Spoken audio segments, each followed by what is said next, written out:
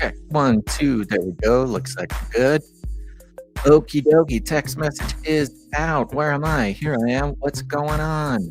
Hey, everybody. This is Canary Clubhouse. We are getting the show started. Let me take out this earphone. Sometimes I forget that I got earbuds in my ear. I'll go along my day. It's been many times in my life when people will go, wow, do you use those as, what do they call them? Hearing aids. Apparently you can use earphones as hearing aids. Anyways, there's some banter.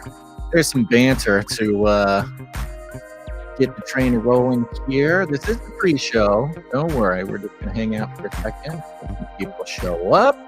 We got people coming in. What's going on? Dirty Tomato. Well, you know what I'm remembering right now? I have Feeding the Ducks looped. It's not looped that. There we go. This is Feeding the Ducks, my favorite. Stock-free, royalty-free music that comes with streaming software. Gotta love it. It's a banger. Fan favorite around here. What do we got? We got Child of God, Krillin, KHP, what's up? Dirty Tomato. Nigel's here. Love Soul. One Lousy Petunia. Psalm 40. Okay, people are coming. And they're coming because they're getting the text message. Do you get the text message? I'm sure everybody here gets the text message. But if somehow you found yourself here and you say, I didn't get a text message, well, you should do this. Look at that. Text the word Canary to 877-740-3226. Easy peasy. Again, just the word Canary. We get people texting all sorts of crazy stuff to that number thinking it'll sign them up. It's one of these sort of automated systems, okay? Not that it's automated. I'd still send out all the text messages, but you know, if you want to sign up, you got to text the word Canary to 877-740-3226. Go do it. You'll get a little message from me just before we go live, when we go live throughout the week. And the fun part is you can text back. You can text that number back. It's fun. I read them. I see them. Just keep in mind, if you ask questions or like request information or something, we can't text you back. It's too expensive for us to carry on conversations with you. So as much as I would love to just sit there and have text conversations with all of you, but can't do it, won't do it. So, but you can still join in and you can send fun messages, encouragement. It's a great place to send some encouragement because of course I got my eye on that list throughout the shows, most shows. But here, folks, don't worry. This is not a news show. This is not a news show, so don't expect any news. I mean, there's some news. I'm going to mention some things, but this is not what we're doing here. In fact, this is going to be another one of the ones that's a little bit, let's say, user-guided. We do have Gonz's most recent Beyond the Verse on the small scrolls. And excuse me, I just chugged some water before the show and I'm getting like hiccups from it. So I hope that's not gross or weird to anybody. But we do have Beyond the Verse. We're going to hold it in our hands and play it unless something crazy happens, unless something else happens. Now remember, this is a call-in show. You can call in. You see the link. Somebody already came in. They hung out in the waiting room for a moment. Then they left. I think maybe they didn't want to wait. But they can always call back in. This is a call-in show. We're just going to take it easy, folks, as a community, as Canary, explore some things that God is doing in the world, in our lives. And so if you've been, I don't know, enlightened by some sort of revelation or study that's been impacting you, helping you in these weird times, feel free to call in and share it. It's going to be great. All right. This is technically the pre-show, so we're just going to go ahead and start the show. That way we can start the show. Here we go. I'm going to put this right here. Look at that. Some bad AI art for the thing. And I'm going to play a jingle. Here we go. 3, 2, 1. Oh, you know what? Oh, this is so good. So close. Okay. I forgot to press record. There we go. That was a moment that is never going to exist again, except if you watch the playback on YouTube. Okay, here we go. Starting the show. Called it. We got a caller. We got a caller on the line here. What's going on, everybody? It's your best buddy Basil, and you are listening to Canary Clubhouse. We're here again on a Thursday, not a news day, but a day for fellowship and hanging out and exploring other stuff. Although there are some headlines I'm going to mention, because sadly, I still do take some pleasure in certain headlines as they come by. You know, it's a tough thing being a newsman. Being a newsman, you see it all. You see it all. Sometimes you see it coming before it even shows up. But if you're gonna spend so much time paying attention to the headlines and the articles and the clips and the current events, you gotta find a way to have some fun. Okay. Sometimes that fun comes at the expense of someone. It's just how it goes. I'm a fallen creature. I'm a sinner. Thank you, Lord, for loving me anyways. But we also do have, it's been a couple weeks since we've caught up with Beyond the Verse that Gons has been creating. And we like to kick that off here, explore it, see what the Lord is doing. And, you know, I don't feel bad about missing a week or so when it comes to bringing Beyond the Verse to the show. Not because I don't love it, because I do. But, you know, God's timing is pretty incredible. There's always some reason, some cosmic eternal reason why some things happen on the show or don't happen on the show, or when they happen on the show. I got an alert today from the streaming software here that allegedly, if someone asks a question in the chat, it's going to like notify me or give me some sort of signal that somebody's asking a question. I think that's supposed to encourage me to answer the questions that come in on the chat. So I don't know what that looks like. Maybe somebody ask a question. That'll be interesting. I don't know. I mean, I think I'm pretty good at answering questions when they come up in the chat. Yep, there it is. Okay. Yeah, thank you, Sir Darren. Says, what are you talking about? Okay. And okay, I see. It just has like a little icon. Okay, there it goes. Well, now I'll be able to see when questions come by. Sir Darren says, question, how does this work? I don't know. I don't know how any of this works. You know what's very fun, folks? And I don't think anybody has mentioned it before, and this will not be super interesting to everybody, but as I'm looking myself in the mirror, in the digital mirror, I see my own image reflected back at me. If you look closely, you'll see little flashes happen on the face of this VR headset, which is fun. And I think what that is the infrared sensors on the outside of the headset taking pictures of my surroundings. So isn't that nice? Okay. You know, 304 just texted to the text message alert system. Says, I was wondering last night when I was catching up on CCNT if old Nicholson 1968 was still with us. He was the one that initially had the presentation on the black goo research, right, Basil? That's true. He did. I don't know about original, but he was a colleague of ours many years ago, 10 years ago or so. Very popular man, very popular YouTube channel. Last I remember off the top of my head, he had, 170,000 followers on his thing. I have not looked for many, many, many, many years. Let me check out what's going on.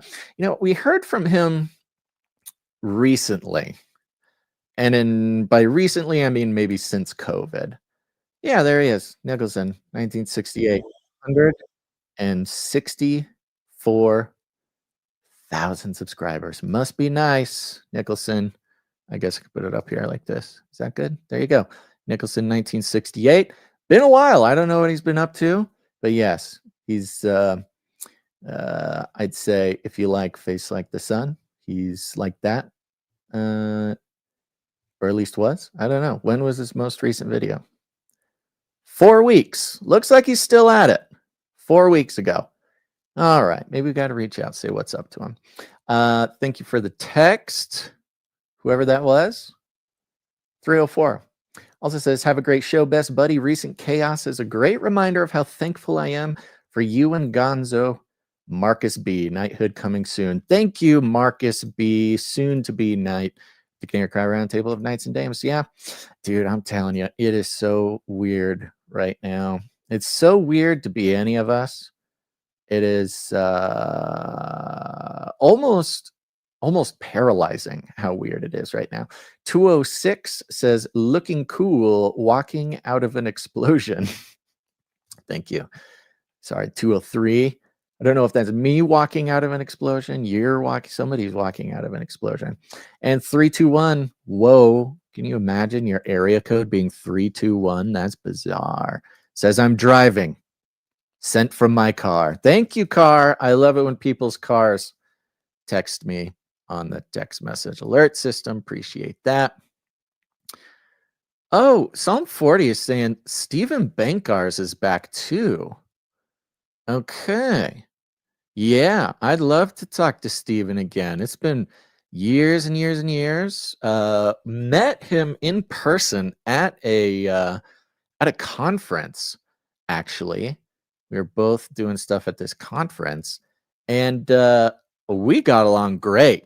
I have not talked to him in a long time, but I remember we had a great buddy connection. So maybe I'll reach this. I should start making a list. I mean, I'm one of these people who, if I don't like write something down and make a list, especially friends, maintaining relationships with friends, much less acquaintances, you gotta like really do it on purpose. So I'm gonna write this down. Stephen Bankars and Nicholson, 1968. Yeah, because if you've been, I don't know, around lately, you've heard the rumblings and the grumblings, the experimental idea of getting rolling on more interviews, Canary Cry Radio. I'll tell you what, we've had this same survey been going for some time, since before the Burning Man research trip, and this is good because we're getting a lot of people answering that survey question. And if you haven't done it, you should do it, because it might be the most important survey question that we've ever asked. And it is, if you click on any of the surveys from the past like 10 episodes, it's the same survey. I think you can go make yourself known again if you want, although I don't necessarily encourage that, except for it gives us an idea of the force behind how much the community feels something. But if you haven't done it yet, go back to one of the previous Canary Cry News Talk episodes, hit the survey link. It's at the top of all the notes, and answer that, because it's just years. It's just been years and years and years of constant stream of requests coming in to do more interviews. And we want to do that. And we've tried to do that. And there's some, I'll tell you what, and this is just this is not, maybe interesting is not the word, but just to give some insight into the back office of these kinds of things. It's really difficult to get back into the administration that it takes to do interviews. With News Talk, we have set schedules. The schedule is engraved in stone because we've been doing it for so long. Basically, Gonz and I's entire life is scheduled around these very solid show days. Monday and Wednesday. It used to be Friday, but that fell off. So Monday and Wednesday. I mean, I'm telling you, our entire, not only day, week, month, and year is all scheduled around these very solid required days. But when it comes to doing interview episodes, it's so rare that somebody you're interviewing has the exact time and moment that you're able to schedule for this sort of thing. So, you might send out 50 interview requests, but if you can only do Monday at noon, you're lucky if you get one person who can spend a couple hours on a Monday at noon. So these are the struggles. But it's, I don't know, things are different. The community is different. The world is different. Everything's different. And it seems like perhaps finding a way to reorganize, again, it's not just the show and it's not just the community, reorganize our entire lives around doing more interviews. I mean, it seems pretty important, but if you have an opinion on that, go hit any of the survey links from any of the previous episodes and go check it out. These are fun. You guys are funny. You guys are funny in the chat, man. All right. Well, I will apologize again because today's going to be a loosey-goosey one. There are times, and I think maybe it's a good thing, this freedom to just start the stream. It is a community thing we got going here. We don't have a whole ton of stuff weighing us down for this show. And if it's not good, apologies. But I think the people who understand what's going on here, they understand what's going on here, and it is what it is. But apologies if sometimes it feels a little chaotic or unplanned or something, is because it is. Now remember, go remember to go. Now this is a call-in show. At any moment during this show, you can go down to the description. You'll see a call-in link. It looks something like tiny.cc. No, that's the survey link. Anyways, you'll see it. It says, is this call-in link? And you click on that link. You'll answer a couple of questions. It'll put you in the back room of the streaming software. When you're in the back room, you can you can hang out. You can watch the show. You can chat with other people in the back room. You can listen to the show. I highly recommend, if you are hanging out back there, to close your YouTube stream or something, so it doesn't echo back. And anyways, you just hang out back there, and I'll bring you up when the time comes. And if you have something super important to say, just tune in, hit the private chat, say, Baz, it's time to speak. Psalm 40 says StreamYard. Yes, the call-in link says StreamYard on there somewhere.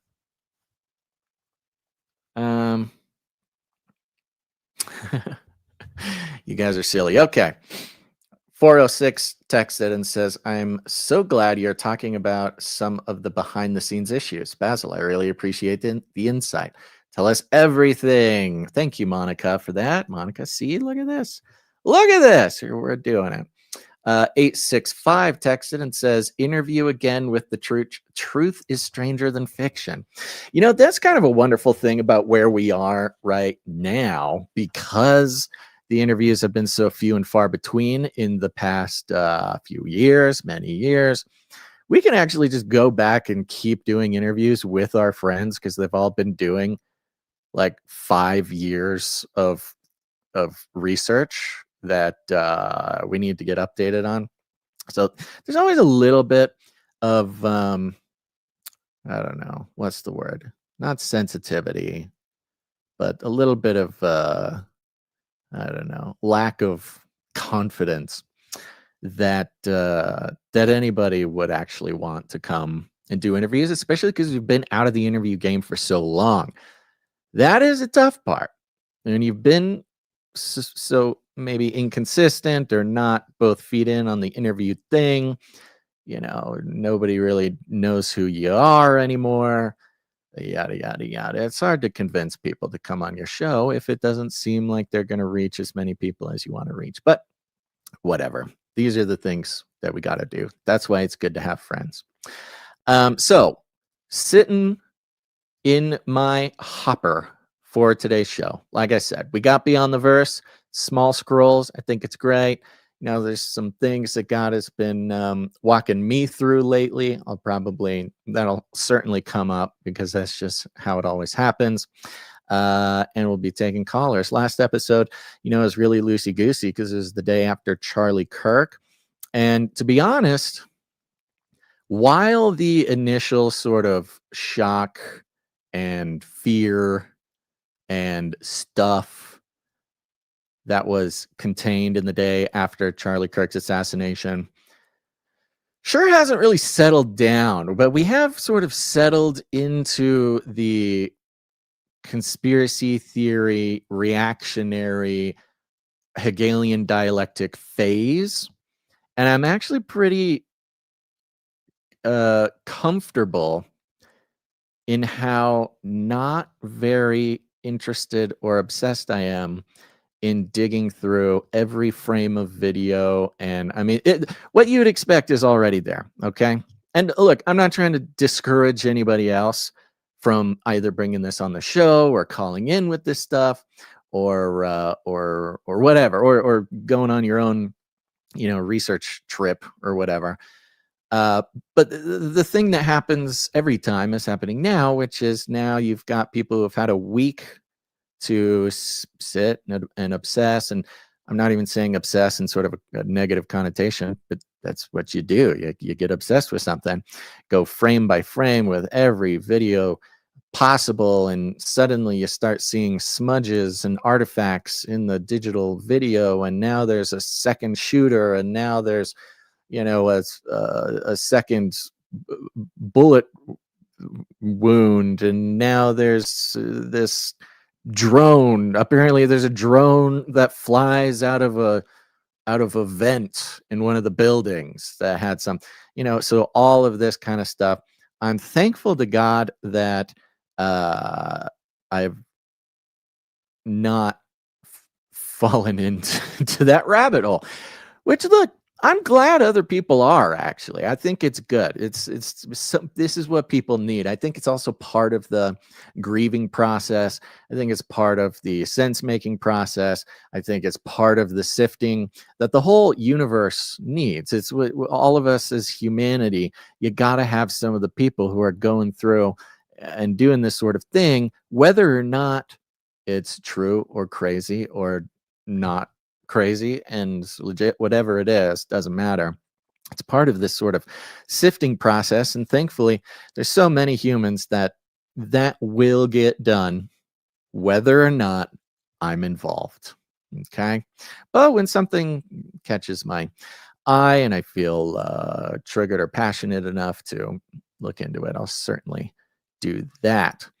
Sir Darren says, can we call into the show about CK stuff, Charlie Kirk stuff? Yeah, you can do that. Yeah, I don't want to sound like I'm discouraging anybody who has anything to say. You know me. I'm happy to talk about whatever. Okay? I'm into it. I'm not promising that I'll like play along with your theory and agree with you, and that's fine.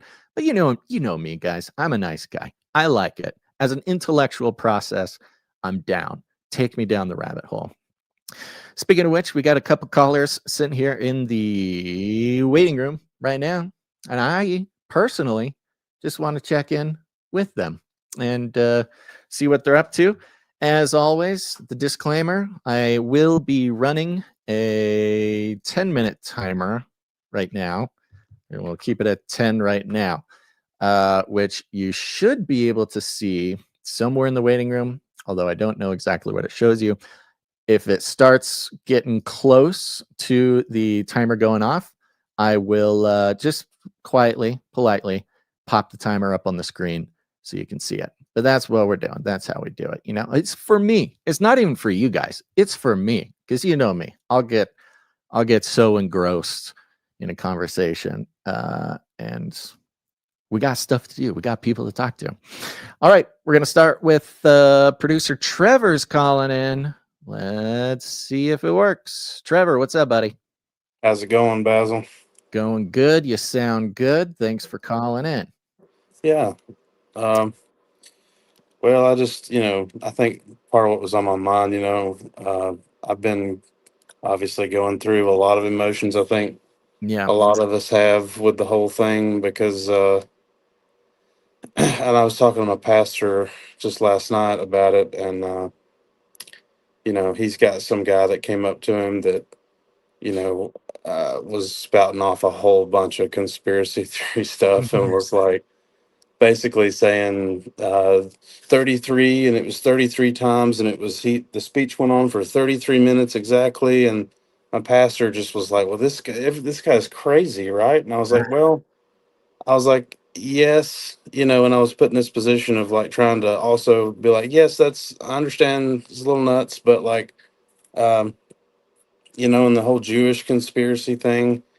And I wanted to just sit him down, and did end up sitting him down and talking him through some of, what you guys discuss on this show, and actually put him on to this show. Because you Nice. guys do such a great job of just ciphering through this. But I think what I'm seeing a lot, just not even in my church, but also like in my workplace, is that, and I asked my pastor, I was like, okay, I understand this is an irritation for you to have to deal with conspiracy theories and stuff, and people that are Mhm. just trying to work their way through their own emotions and stuff like that. But like, do you think that, I asked him, I said, do you think this is going to ramp up in the future or ramp down from the way you feel about things? And he basically was like, yeah, I think it's going to ramp up. And I said, well, it's probably best that we have discussions about this and learn how we can, have these conversations in the church, Yep. because Yep. I think there's a lot of people that are just like, what, that are just, everything's normal to them, and they're starting to wake up and realize, okay, everything is not normal, Yeah. and it's a big shock. And I just, I think in a lot of ways, even though it's really jarring what's happened, and it's kind of made me back up and just want to take a break from it as well, kind of the way you feel about it. I'm just like, because I mean, I've got a daughter due in a week and a half. Oh man, congrats. Yeah, and I sit and think, what do I need to do to try to prepare to. But then you rest in the sovereignty of God and be like, just be still and know that I am God, Yeah. type of Yeah. thing. But I think it's encouraging to know that, and I'm not sure exactly where I'm taking this. I just wanted to call in and really share that interaction that I had. Um, Yeah. No, that's great. So I don't want to interrupt, but yeah, yeah. go ahead. Yeah, Well, I think you make a great point, and I feel this all the time. I mean, this is basically even on every show. This is the decision to be made, and especially this show because it's so loosey goosey, and it's a place for anybody to bring up anything. And it's kind of nice that way because I have to have less of a plan. But anyways, yeah, the you make a great point. Here's the thing for me myself, and it feels, you tell me if this is kind of resonating with what you were thinking. um because of the internet and everything, the people who are going to go down the rabbit holes, and us here, we going down a rabbit hole is not an insult. It's not, it's not a bad thing. yeah, But like I said, it's like it's a part of grieving, it's a part of mourning, and if it's not grieving and mourning, it's just a part of making sense of things. Like, it's a natural thing. yeah, And like you said, in the church, the I spent, everybody knows, I spent many years in church leadership, and I understand the feeling of just Sunday morning. You're just trying to get through the program, and somebody comes up, and it's always that one guy, and he wants to, give you the new breakdown and conspiracy theory. And as a leader in the church, that's a huge blessing. These people are coming to you because they want to know what you think. They want to have your input in this week-long adventure going down conspiracy rabbit holes that they've been going in. yeah. And it's a bid for connection. And Hmm. in church, and whether you're a church leader or just a person in church, when somebody makes that bid for connection, the worst thing you can do is turn them away. That's right. Not only are you saying, I don't care about your ideas. They're not important, whatever. But you're also saying me being in community with you right now and how, existing in the same world and thinking about the same things, that's not important for me. And that's really bad. People get extremely hurt. I've been extremely hurt by, leaders, whether it's in a church or whatever, your job or something. If you put off this thing that, hey, what you're saying, what you're thinking about, what's been engrossing your attention for however long is not important enough for me to even let into my ears, that's not good. It's not good. And the great thing about it, and this is coming both from somebody who's been in church leadership and somebody who thankfully is no longer in church leadership in the same way, that's not just a responsibility for pastors, and it's not just a responsibility, it's a responsibility for all of us. We choose to be part of a church community, and that comes with everything, with that, just like a family, it comes with everything in there. And so, yes, that is also how I feel on this show. I'm actually excited and want to be in the place that God wants me to be. I want to hear the people that God wants me to hear. And I want the people that God wants to hear me to hear me. That's how we that's good for them. It's good for me. It's good for you. It's good for the listeners. And like I said, I'm not even trying to discourage people from going down the rabbit holes unless it's turning into an unhealthy thing in your life, in which case I'd tell you to take a break. So anywho, I say all that to say that I totally agree with you, and I think a lot of people are kind of dealing with this similar thing, whether they're on the listening side or whether they're on the talking side. That's something we're all going through right now. Well, and I think just to give everybody in the show encouragement, because I think a lot of us feel this way. Probably if you're in a local church, um, your average churchgoer doesn't think probably the way that we do. They're not watchmen. They're not seeing the Book of Revelation kind of playing out in front of their eyes the way that a lot of us do on this channel. Mm-hmm. And it's a lot of this things as time goes on. I think a lot of this unveiling of what's going to be happening is going to take place just right in front of you. And, you're going to be that person that God's planted in that area to help come back and encourage. Like I said, last time I called in, and I'm just seeing that more and more, just more and more opportunities. But you've got to be the one that's calm and level headed and not spouting off 33, just come in with a level head of understanding, because we had a guy that showed up at the church, I think 2 years ago, good friend of mine, that took the microphone where, because the pastor was letting everybody take the microphone and say things they were thankful for, and he just was like, I'm thankful that I'm in this church, and when the CBDCs are about to be leveled against us, and literally just in the middle of the pastor, you can tell he said nothing to the pastor about it. Yeah. And I don't know what it is, and it just gives people like us who see all this stuff that's going on and see it from like a conspiracy minded framework, but it's also biblical. Mm-hmm. It gives us just a horrible name. And anyway, I guess I'm just spouting off the. No, and I'd say this. I hear what you're saying about giving us a horrible name thing. I would say more specifically, if I wanted to dig into that, which I do, so I'm going to, a lot of it comes with knowing sort of time and place and venue and stuff like that. And that's the conspiracy theorists' sort of age-old battle. Is you can have any of these conversations with almost anybody, but there's a skill that comes with knowing exactly when and exactly where, and the Lord's very good at setting those things up. What I will say in the defense of the guy who got I wasn't there. He could have been totally off the rails, and that's totally possible. However, conceptually, I've done it before, where like even from the pulpit or in a Bible study or something, where you kind of just like one example is if you're doing a Bible study and whatever you're doing Noah or something, and you get to Genesis 6 and it says, Yeah. and the and then after the flood, Yeah. that's and you kind of just like feel who in the circle is like Yeah. tenses up, like, Yeah. Well, and I think I wonder, and I'll say this, and I'm done. I feel like a lot of times the guy that did that, like, I wonder if his motivations are in the right place. yeah, Because if your motivation is like, for me, the way I feel about it is, I don't want the church, my local church, to be blindsided to all this stuff that's coming down the pike for us, the mhm, suffering that I feel is coming for true Christians. Within my lifetime, I'm 33 years old.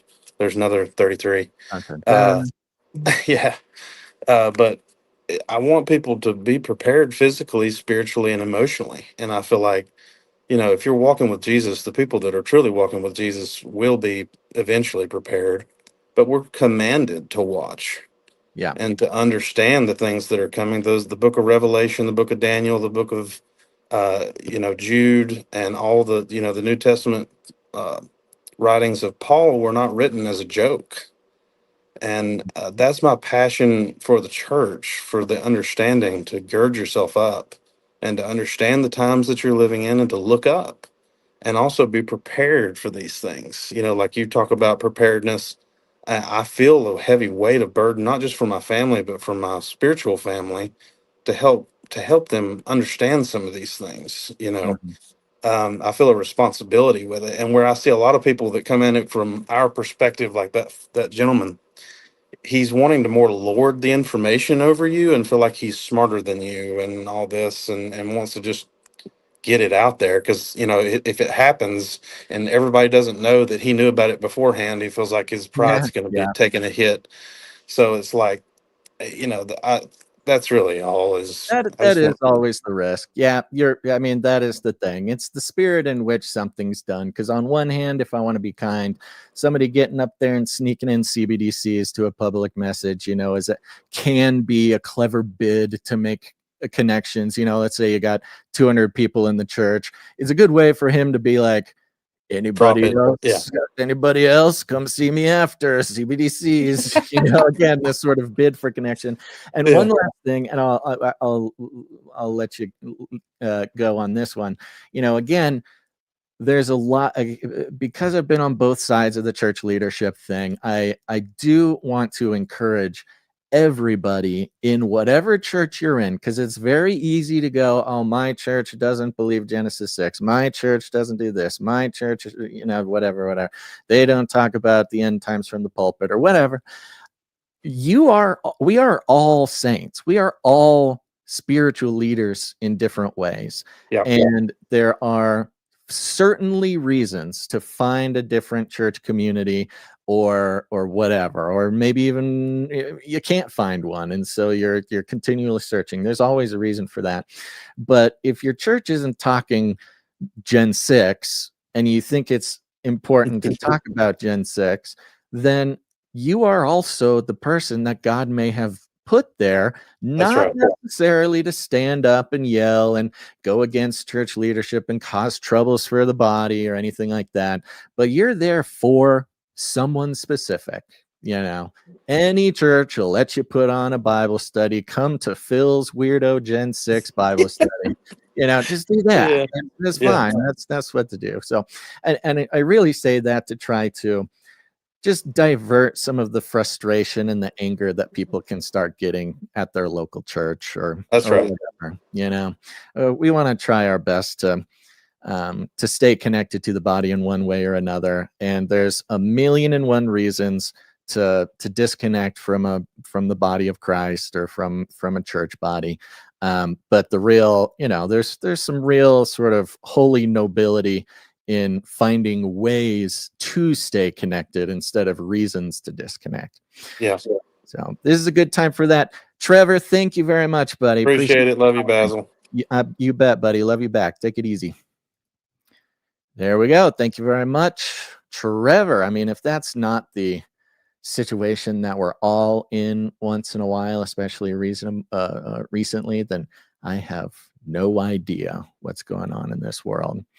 Let's see. Next up on the list, we've got Drewski. Hope you're ready, Drewski, because I'm bringing you up on the stage. What's going on, Drewski? Hey, Basil. How you doing, brother? Hanging in there, buddy. What's on your mind? Oh, nothing much, man. I couldn't agree more. You know, all of us are placed in different situations for different purposes, and all of us are a different part of the body of Christ. You know, personally, I just recently got into ministry, prison ministry. Oh, I go yeah. to I go to the county jail twice a week, and I've got, young believers that have just recently given their lives to Jesus. I mean, it's just like such a blessing. And I never thought in a million years that I would be put in a position to preach the word. And it's like the most amazing blessing I've ever been privileged enough to receive and to be a part of, and like for God to allow me to be of service. And I actually was going to show them this coming Monday night Gonz's video about the New Jerusalem. It's like a little 10-minute video on the YouTube channel, because it's something that we all have to look forward to. I feel like there's so much gloom and doom. There's so much negativity. There's so much fatalism. There's so much defeatism that it feels to me like the powers that be are attempting to remove a hopefulness for the future from the equation. Now, they cannot remove all of the hope for the future, because you and I both know what happens when they do that. A revolution starts and chaos starts. There has to be a prescribed amount of hope left on the table to keep the machine functioning. And like, I'm kind of wondering here, because I wanted to pick up where you guys left off. Kind of the reason I wanted to call in today was to ask your opinion about Mystery Babylon, the mother of all prostitutes, with her cup of abominations, who is drunk on the blood of the saints. And in Revelation 16:17, it very clearly says that she will be made desolate and to be stripped naked, basically exposed before the world. Now, there are very few contenders as far as nation states that would fit the bill as the harlot. The only two that I can think of are Israel and the United States, really, on the world scene.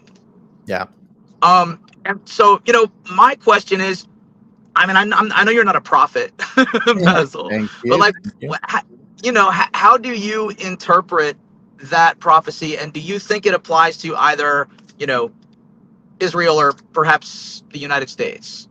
Yeah, that is it has been a long time since I've been asked about that specific piece. And, over the many years, we've had some incredible people part of our community, especially long-time respected scholars, Dr. Michael Heiser. I mean, the Gilberts, my goodness, we are very blessed to have these friends who, that's what they do.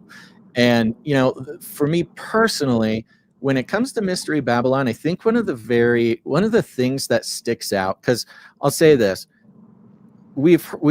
I think your theory is a very sort of well-founded theory and is generally accepted. This is kind of, at least in our weird circles, with our weird people.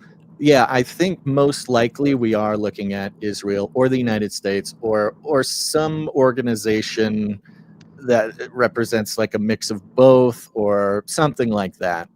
But what I love about the Mystery Babylon bit is that it is referred to as a mystery.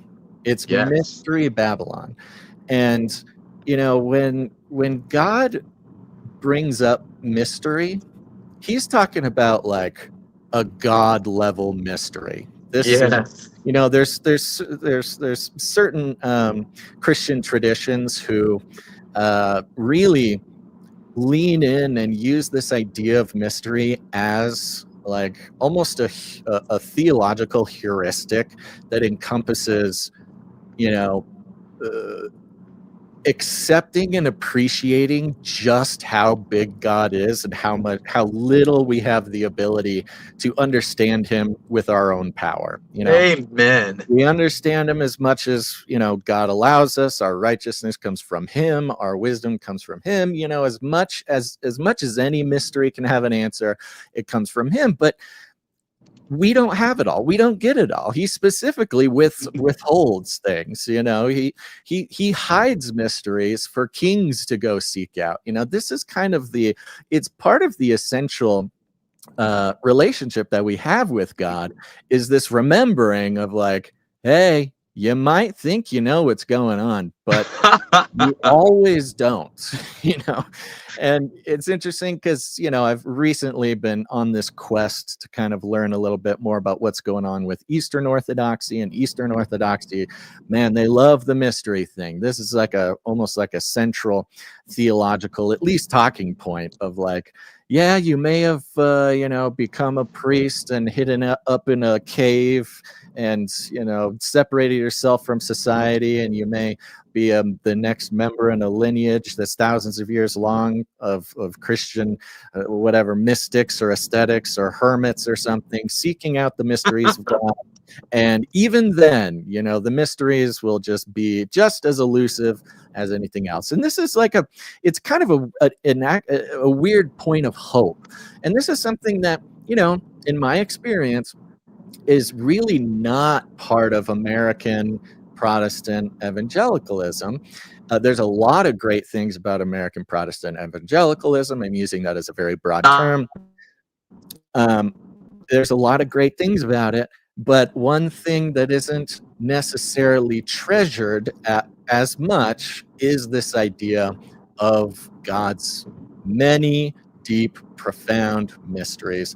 And when, especially in a mysterious book like the Revelation, when God writes down, hey, it's mystery Babylon, again, God hides mysteries for kings to seek out. And it's interesting because it's not for kings to find. You know, this is part of this time we're exactly given. Yeah, it's part of this time we're given as humans, is to, you know, you will not discover everything God has for you until you are with him, until you sit at the right his hand. ways are higher than our ways, and his thoughts are higher than our thoughts. And I do know that ever since the fall, this version of reality that we currently exist within, the framework of it is like our perception is so limited. We only can, I think, see 2% of the full spectrum of light. We can only hear less than 2% of the full spectrum of sound. You know, light, when it's refracted through a prism, is pure white light. Sort of, in my opinion, all that we humans can observe physically is the spectrum that it refracts. And so there's no way for us to ever understand the mysteries of God. That being said, I have noticed a wave of public support against the nation state of God's holy people. Yeah. And I have noticed an upswell, a tidal wave, even in the Christian community. And, you know, it does say that she will be made desolate and to be made naked, which means to be exposed. One thing that is a little disconcerting is that it seems that Israel is intentionally provoking conflict with her neighbors, and doing so in a way that is so flagrant that it begs the question, what is the true objective? It seems to me like there's definitely something spiritual at play. I mean, of course, I love speculating. That's kind of what people like us like to do, of course. But I feel like what's happening in Gaza is somewhat, it might possibly, I do not know, but I have a hunch that it's something like a ritual sacrifice of some kind. And that, I mean, they are Messianic. I'm not Messianic Jews. I mean, they don't believe that Christ is the Messiah, but they do believe that they are ushering in they're a Messiah, their version of the Messiah. The red heifer has already been, they've already sacrificed one. They put out a headline saying, oh, no, that wasn't the real red heifer. It had 2 little black hairs on it. So don't worry, we're not ushering in the Antichrist. Right. Yeah, don't worry, Christian evangelicals. You guys just calm down over there. We're just playing. We're just pretending. Yeah, It's just a it really is. interesting time, and I gotta say, Basil, how like appreciative it is to have people like you and Gons and Melissa and Aaron Dykes and a few others that are just literally on the battlefield, man. The 5th generation battlefield. And it's I can only imagine the spiritual attacks that over the years that you and your families, I'm sure, has had to endure. I can only imagine, Basil. Yeah. Well, thank you very much. I mean, that's really a blessing for you to say that. We really appreciate it. And a lot of times, that's some days that's the only thing keeping things moving around here, buddy. But again, we're blessed to be able to even have this opportunity both to live in a country in which we can do that, but also to be protected by a God who, we are sitting snugly under his wing and given over to his sovereignty. So who knows what'll go on. But yeah, I really appreciate you saying that, buddy. Thank you. Awesome. Well, Basil, thank you for having me on, brother. This has been fun. You bet, buddy. God bless, man. Talk to you next time. God bless you too. Bye now. Bye.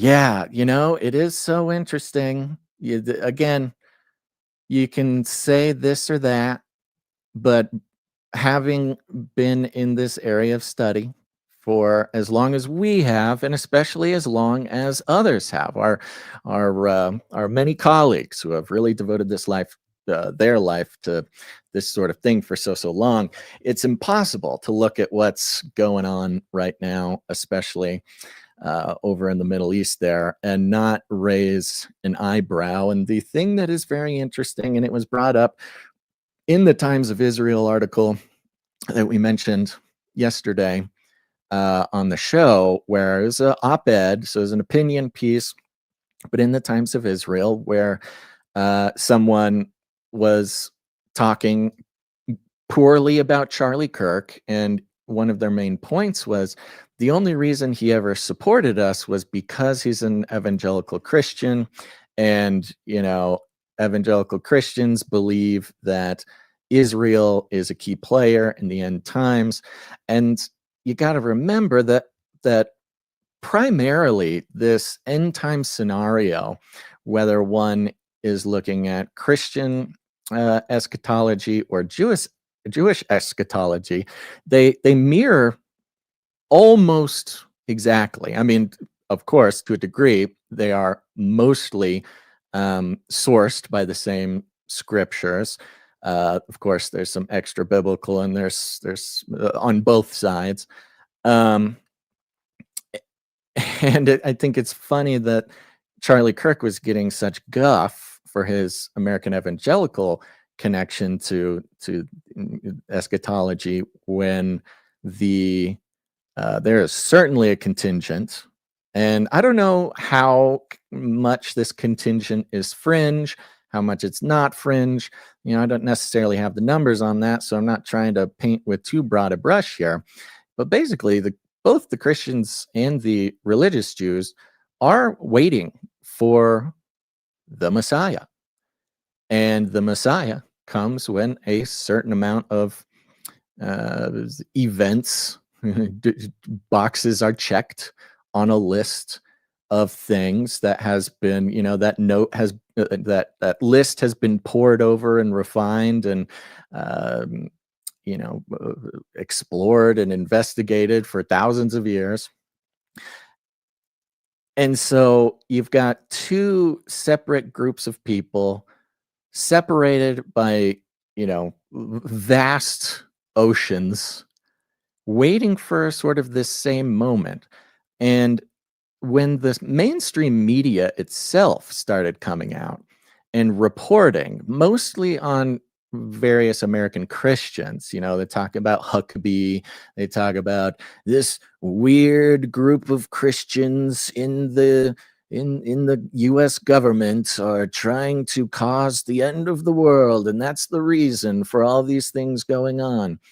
That's when you know we have moved out of the realm of sort of fringiness, even though, you know, the mainstream might say this is a fringe belief and a fringe thing. Well, it's not so fringe when you tell millions of people about it. And you've got, once you do that, you've got the power. I mean, if we want to sort of refer to the possible spiritual mechanics of the media, and its use as a tool for the spiritual warfare, which can include things like, you know, spell casting or mind control or whatever. You know, it's this sort of supercharged like Death Star of a device, in the way of directing human attention. And if you're kind of an occulty person, or you're a magician, or, you know, something like this, the sort of hyper concentrated Death Star beam that you can create with like an email,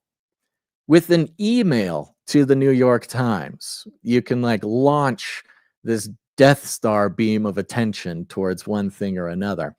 And that's the thing with human attention. When it's pointed in a direction, or it's drawn sort of magnetically to a certain point, big stuff starts to happen there. So it's impossible to separate all of these things from the conversation. But there is, I believe, a way to do it that requires a sort of filtering process to weed out some of the less helpful opinions, pieces of information, whether they be true or untrue, you know, things like that direct our attention for us.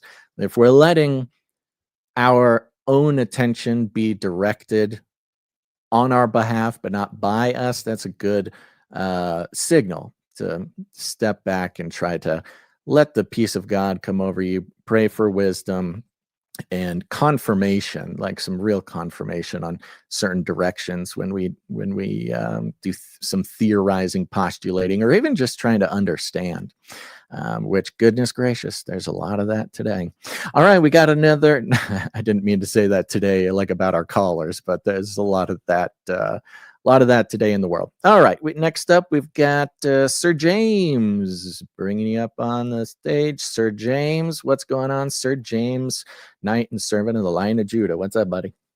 Yes. Hello. Hello. I just wanted to start this off with a Bible verse, because I do believe everything that I'm seeing right now with this, and putting together myself with this Charlie Kirk thing. Mm-hmm. I'm going to bring attention to a Bible verse, Luke 22:31. And the Lord said, Simon, Simon, behold, Satan hath desired to have you, that he may sift you as wheat.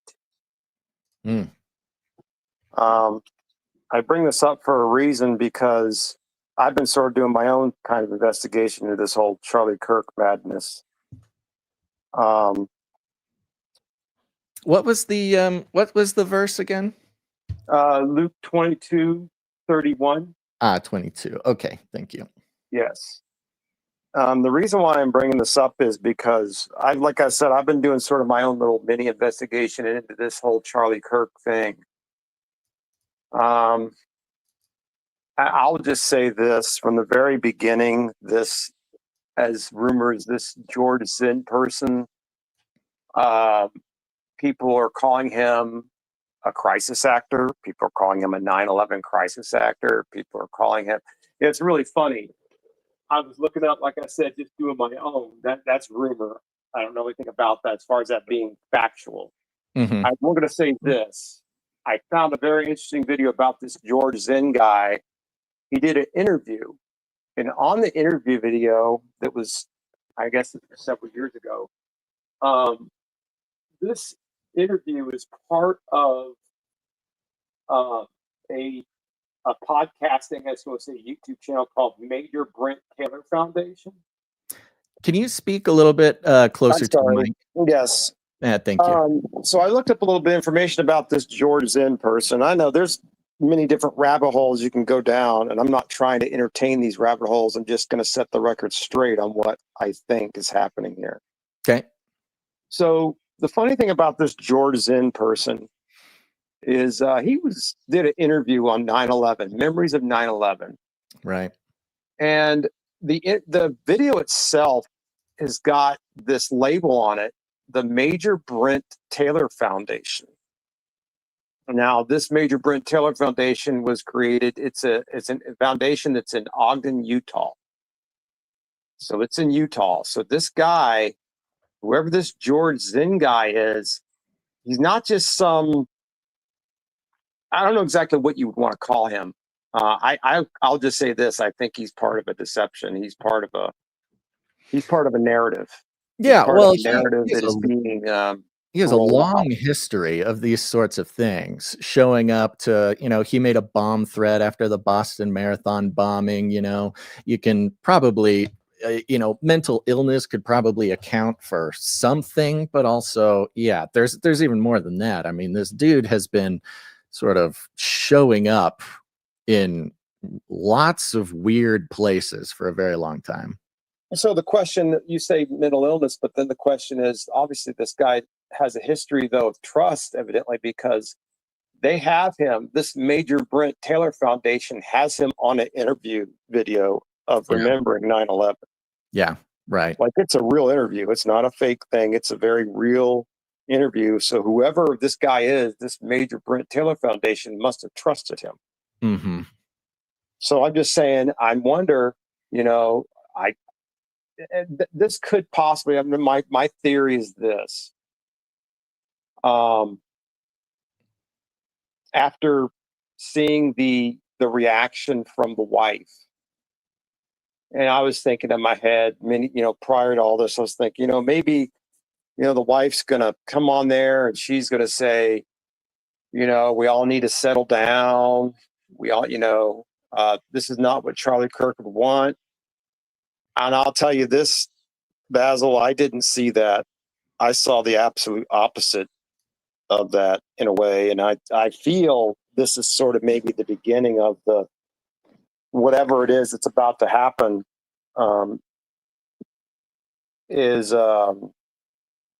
Just like I said, that Bible verse, I feel like we're heading into this time where we're about to be sifted as wheat. And there's so many different avenues, rabbit holes you could go down on the shooting. After seeing certain information from another, I don't think it's a mistake that I've come across certain YouTube channels and, that are sort of in my viewing audience, if you will, as far as what I view. There's a man by the name of Ben Din Nun who, his history, his testimony, he used to be a hardcore Zionist. Mm-hmm. Ben Din Nun does a YouTube channel called Israeli News Live. Now some people call him an anti-Semite. I don't think so, because you would have to know about him and his wife to understand what I'm trying to get at. But he put out an absolutely amazing video. And I don't know, maybe the Lord directed him in this for some reason.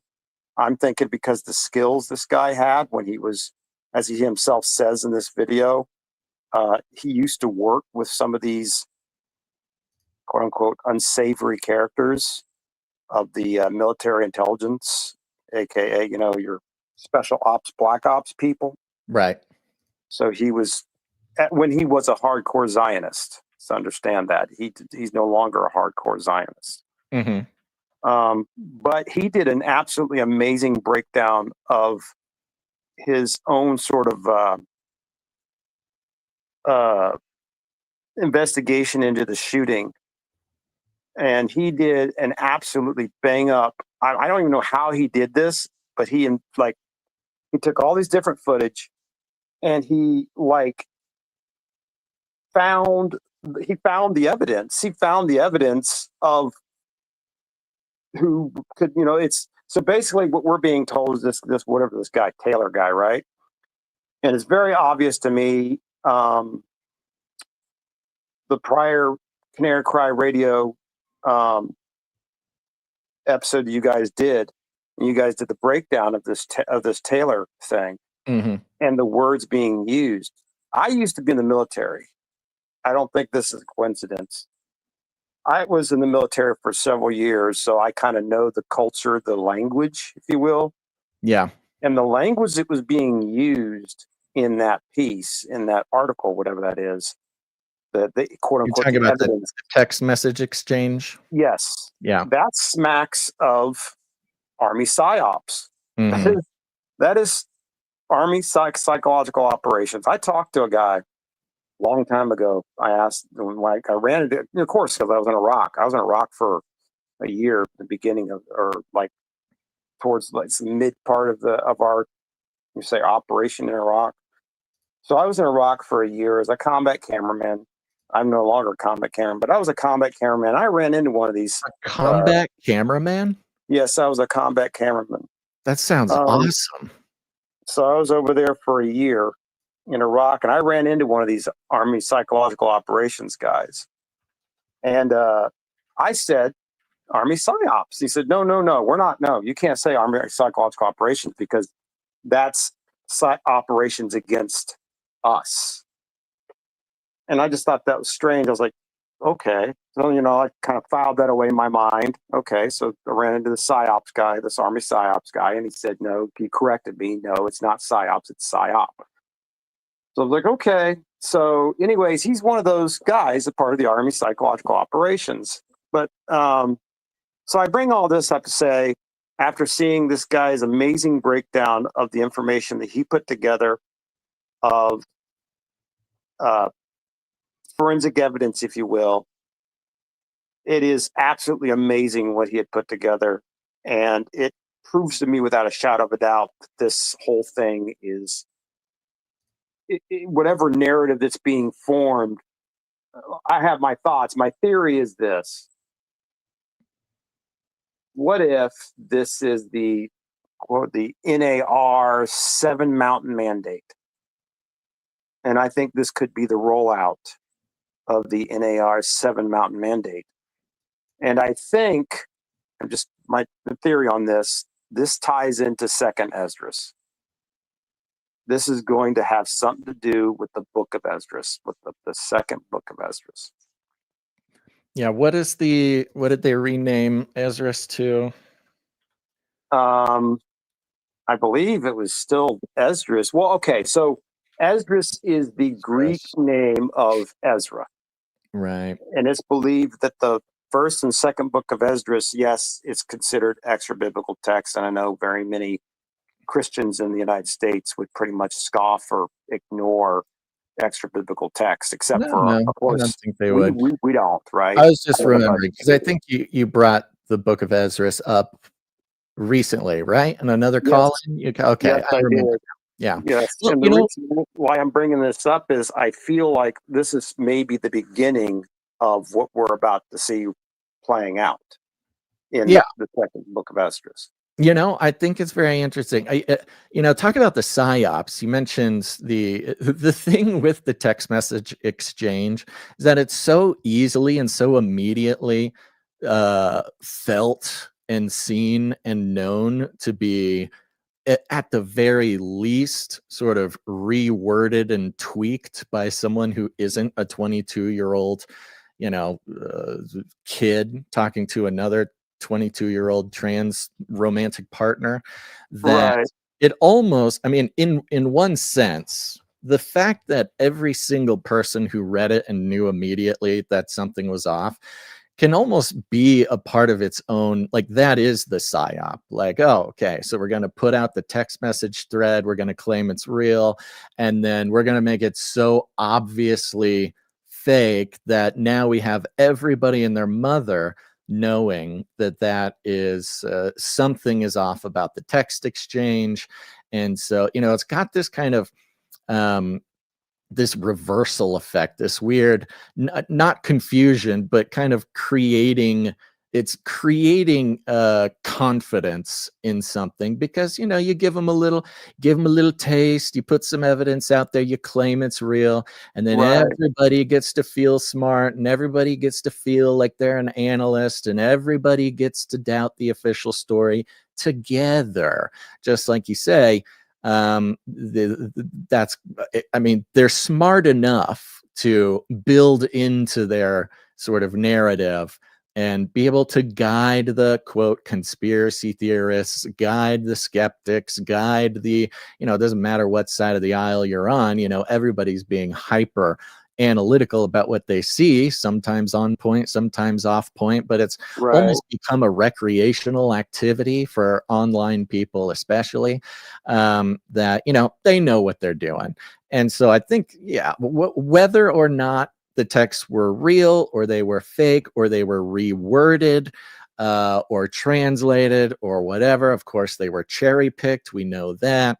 No matter what the actual source of the evidence, and I'm talking about the text just as an example, but you could almost take any piece of evidence and think of it the same way.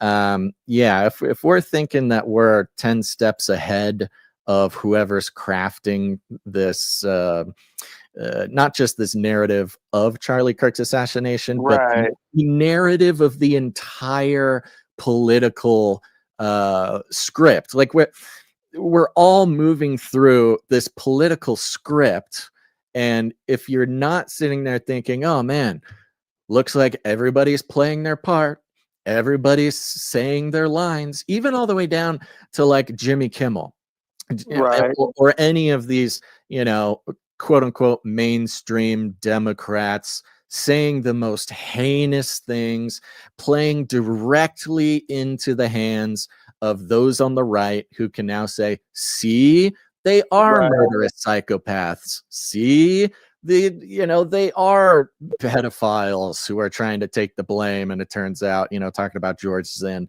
everything sort of seems to be moving along perfectly, like you said, for some sort of ends. Well, I'm going to try and just wrap this up real quick. Okay, go ahead. Just leave you with this thought. I wanted your thoughts on, you saw the interview or the video that the wife put out. You're where talking she's about standing her next to Charlie Kirk's chair. Yeah, right. What was your thoughts when some of the words that came out of her mouth? Because the words that came out of her mouth, I believe, were very well picked. She made an analogy to sort of like if I remember my history, if people remember their history, like the shot heard around the world. Mm-hmm. And she said something similar to that in her, I guess, message, if you will, to the people that did this to him. Yeah. I don't remember any word for words, but I'll tell you how it made me feel. And God bless. Look, I'm not trying to be overly critical, and I would never maybe have even mentioned it without somebody asking. But I did think, I don't know, it was a little bit unusual, I thought. She obviously had it scripted. It was on a teleprompter, and for a grieving widow to even, let's just say, have the courage to come out 2 days later with this sort of statement, I mean, nobody was expecting that of her. I don't know if this was her idea or if someone at TPUSA or somebody was whatever. I don't know, but it was certainly unexpected. And to think that anybody in the public or anybody behind the scenes would sort of expect this of her, I find that a little odd, just for my taste. I don't have some sort of conspiratorial theory behind it. No, I'm not. But, I understand this because you guys always remind me, which is great, that we battle not against flesh and blood. Ephesians 6:12. We battle not against flesh and blood, but against principalities. Yeah. And that is the most important thing. I understand there's a spiritual component that's moving behind the scenes that we don't see, that's manipulating these things. Yes, it's very possible that certain parties were using her and she didn't know she was being used. That's a very strong possibility. I'm not saying she's part of this. What did you think? You tell me what your thoughts were, and we'll wrap it up. I'll let you go. When she said, basically, I'm trying to remember exactly, it was like this widow's cry would be like a battle cry heard around the world. Mm-hmm. And something to that effect, right? Yeah. And I feel as if like we're entering into, like, this is sort of setting the stage for something historic, like something majorly historic is about to take place. Oh yeah, that's for sure. Yeah, that's undoubted. Yeah, I mean, it was very powerful. It was very strong. It was shot very well. I mean, you got to remember too, TPUSA is a multi-million dollar organization, and whether we like it or not, the fact that it is a huge organization and huge organizations need to move forward, and there's PR and there's this and there's that. We can't really forget that. And we also can't necessarily condemn them for that. And of course, with Charlie gone, I'm sure a ton of the leadership, a ton of the decisions, a ton of the even ownership, I don't know how it's set up, but falls on her. She is the boss now in a lot of ways. So even for her own sake, coming out strong, brave, etc., of course, needing the official message to be not one of violence, but of firm, sort of protest against the symbol, the communication of taking out Charlie. Yeah. And, in a woman in such deep grief as she must have been, reading any scripted lines, coming out to make any sort of statement, she's having to sort of perform no matter what. And I'm not even saying that to like criticize her performance, but no, I'm just saying the timing was the timing. Yeah. The timing was everything. The timing was the timing. The statements were the statements.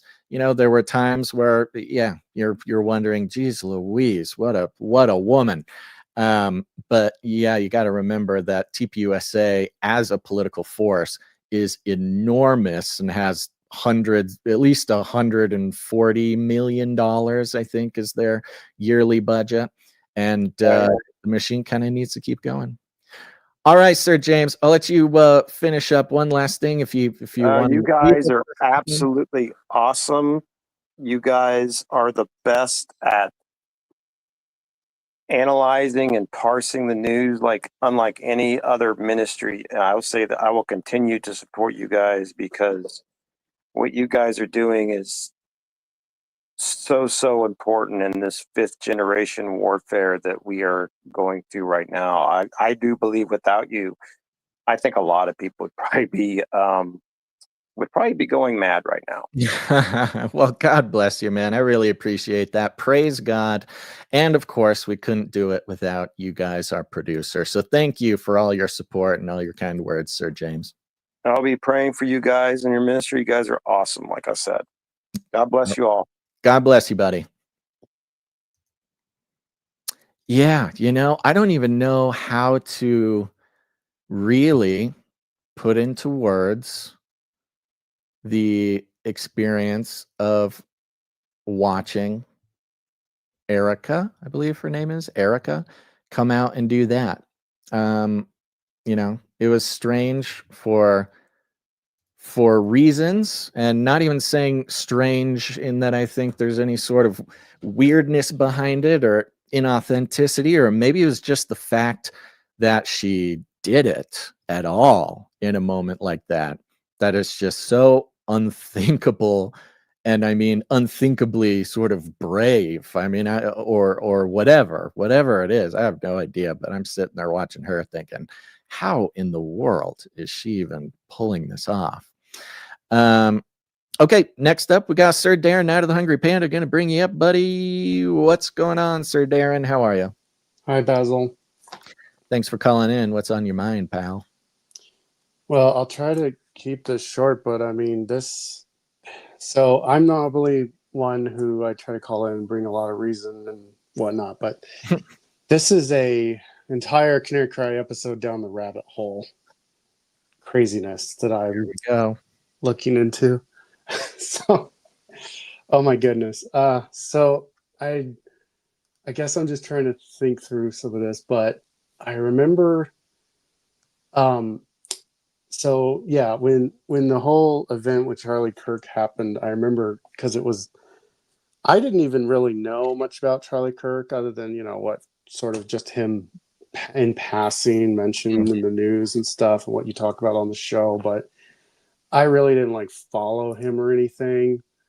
And I remember, obviously, I remember noticing that like, the videos were being immediately released like a few hours after the event and stuff. And it was very like traumatic and traumatizing, just to kind of see that. Because for one thing, like I actually knew when they were first talking about it that, they're all debating like, oh, what was it? Was it this guy up close? Was it this? At least just from my perspective, seeing the video, I'm like, okay, that was a hunting rifle. That was like a hunting rifle. It was like this caliber and it went right through his neck. And I've seen many, many times in hunting or videos of hunting where it looks just like that. So it was traumatizing as a video. But the other thing I noticed that was like the first video, and I tried as hard as I could not find a video that was not a screen recording of someone who apparently on their phone was recording it live, and then in order to share the video went back and screen recorded it. So I was just like, okay, this is the first sort of weird thing.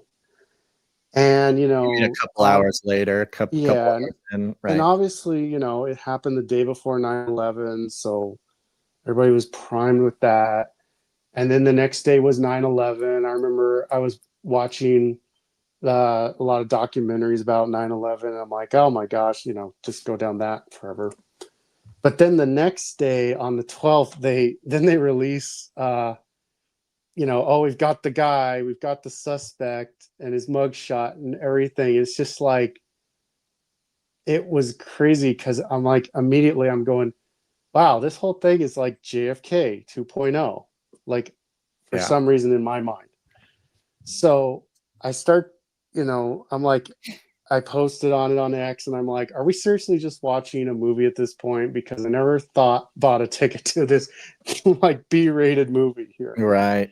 And so, I just kind of was waiting and wait.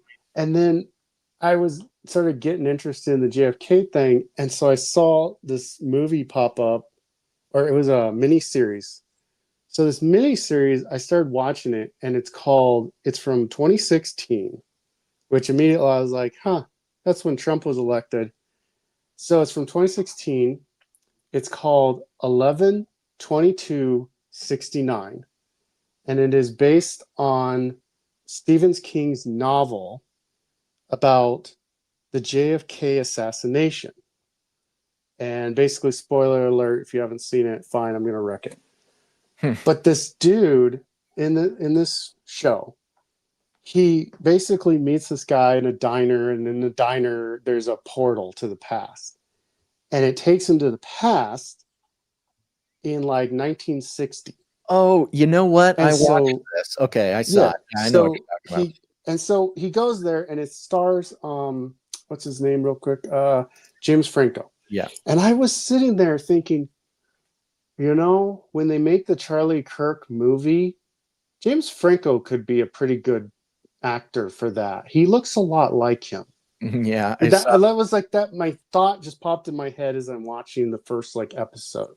Yeah. And so I start like binge watching this whole series, and I get to the very last episode because the whole series is basically he's trying to stop the assassination of JFK, because the premise is like, oh, if you stop the assassination, it will stop the Vietnam War, it'll make everything better, blah blah blah blah blah. Who cares? He stops the assassination with Oswald, and that's another thing is like the Stephen King movie and this miniseries sort of, I guess, allude that it was just Oswald. There was no one else. There was no conspiracy. All the conspiracy theories were stupid and just made up by people. They were, it was literally just Oswald. And one day he decided, you know what, I'm going to do this. And so they stop him. And because he stops him, his like girlfriend, who's a blonde, which is interesting, dies. And, she's like shot in the chest. And Oswald is shot in the chest, wearing like a white shirt and everything. But then they take him into like this interrogation room. And I am telling you, I was just like, what?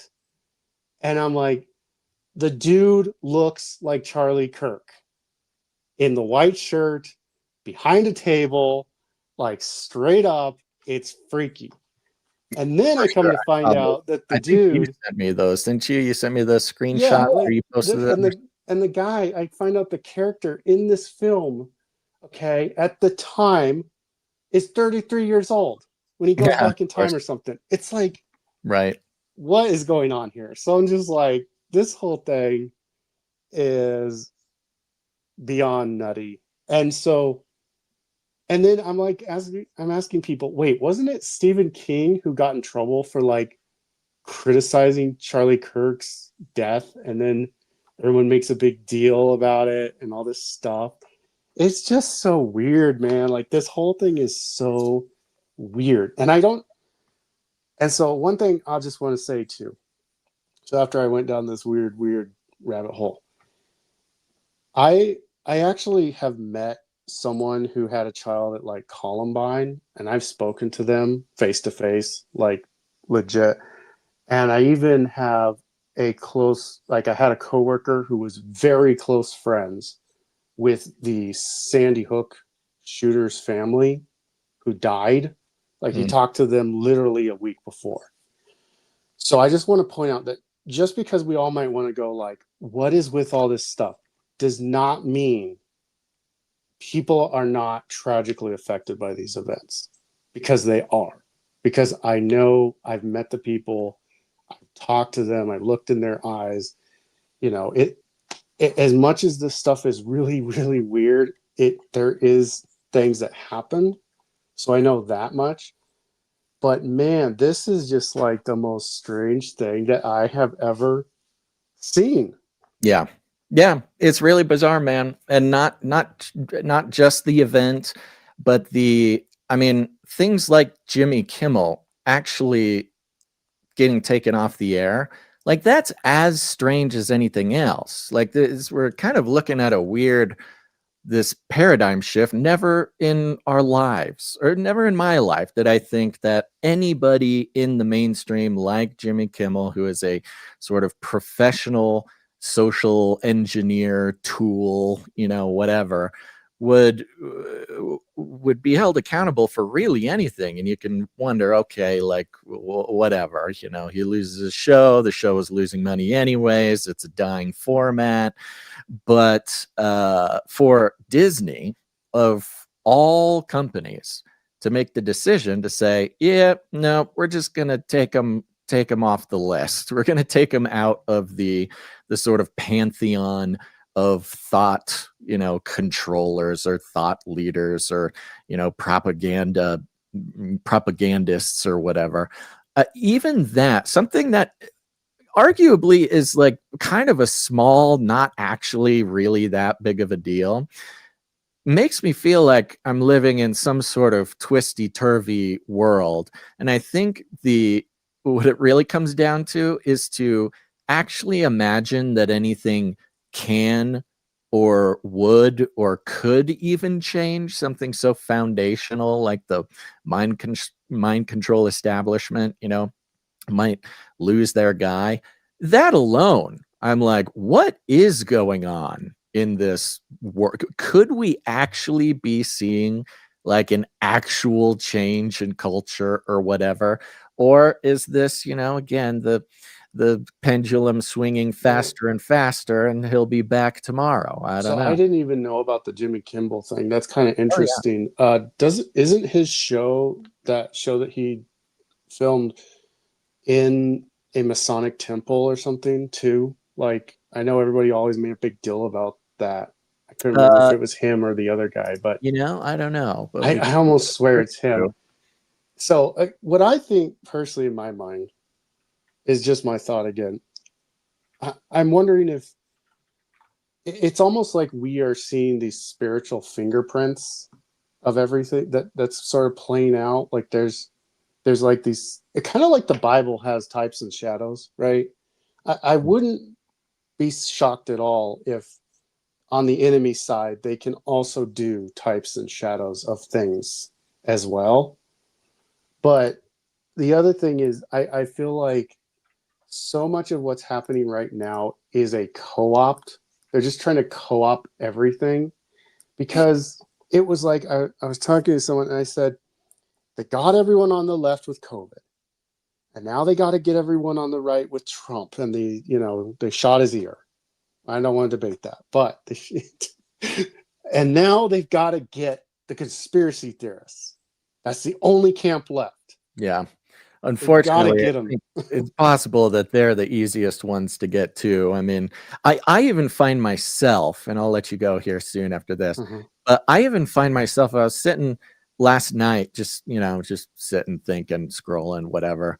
And, Trump came out and called Antifa a terrorist organization, and kind of making these moves which conservatives are really happy with. And of course, every single move that they make, they being the whoever is making the decisions, doesn't matter if it's left or right, etc. We're moving towards a sort of technocratic dystopia. This we know. We know this is the case, and every step that they're allowed to make is going to bring us closer. And, Trump and the National Guard, and oh my gosh, Posse Comitatus, and he's putting soldiers on the streets, and Antifa, oh no, Antifa, a terrorist organization, he's making it illegal to be anti-fascist, the whole thing. And to a degree, we know it's the Hegelian dialectic. This whole thing was to get the reaction. The reaction is for Trump to clamp down and be harsher on whatever. You had Pam Bondi coming out against hate speech, which I was happy to see most conservatives be like, no. We're not talking hate speech. Nobody cares about hate speech. It's actual violence, or it's threats of violence. Anyways, so and I'm sitting there, I'm thinking, oh man, everything I'm seeing, it is heading towards the technocratic surveillance police state that we all know is coming. But there was a little piece of me that was thinking, well, good, fine. I hope they crack down on the Antifa, whatever. Okay, I know soldiers on the street is bad, but at least there won't be another Charlie Kirk. At least they'll stop having, violent leftists burn down cities. When at least, I'm sitting there going, oh, yeah, well, it's working really well. If I can have a split second of going, yeah, good, fine, take Jimmy off the air. Ah, good, yeah. Make Antifa a terrorist organization. Yeah, get those National Guards out on the street. Like, oh, that's how they do it. That's how they do it, and they're doing a great job at it. Because if I can be sitting there on my toilet scrolling the internet and think, yeah, go get them, Trump, then they know what they're doing. Well, and everything's going according to plan. That's such a fair statement, because I think that, like I said about co-opting, there's no way that this is just my opinion, okay? But there's no way we're ever having a civil war in this country. I know at times I've wrestled with it, like, is that really going to happen? But I'm like, no, I know why it's not going to happen. Because we can all just have the Civil War on our phones. We don't need to march in the streets or anything. Yeah, we're not going to be lining up on two sides of a field and shooting at each other. Yeah, because to a degree, that's not even really what real civil war is nowadays. We've seen civil war in countries, and we kind of know how it goes, and it doesn't look like the American Civil War. But like you say, and we say all the time, I mean, the real war is spiritual. We know this. But the sort of worldly analog to spiritual war is the war for the mind, the information war. And we are dead center in it right now. You can't deny that. Yeah. I mean, I was even talking to some friends on the day of the Charlie Kirk thing. I think as it was happening, we were having like a little lunch discussion, and I was telling them about how a lot of these school events that happen too, where something that we don't really know about now is a lot of them are connected with these. I think one of them is the 764 networks, where they're basically being extortioned into doing violent things. Right. And that's just, again, that's sort of part of this information war where they're online, and the online is dictating people's lives to a place of really unhealthy behavior. And to a degree, that's probably what happened to Tyler Robinson. To a degree, his past was from a conservative family, a religious family, a family who loved America, and then you put yourself smack dab in the middle of the civil war, information war on Discord, online. That's what's happening. That is the battlefield. That's where the radicalization happens in whatever way it's going to happen. I mean, like you said, we're just right smack dab in the middle of it, and it looks nothing like humanity has ever considered war before, which, I could see in the future that this period of time actually kind of changes the academic, definitions of warfare or something like that for a long time. Well, it's interesting for sure. Yeah. Well, thanks for calling in, buddy. Appreciate you. Appreciate your thoughts. Always appreciate your sweet voice. And yeah, that was definitely that was a rabbit trail right there. Hey, we need rabbit. Oh well, something it must happen. It's the way that it is. Thanks, buddy. Thank you. Hope you call in again. All right. Bye-bye. Bye-bye.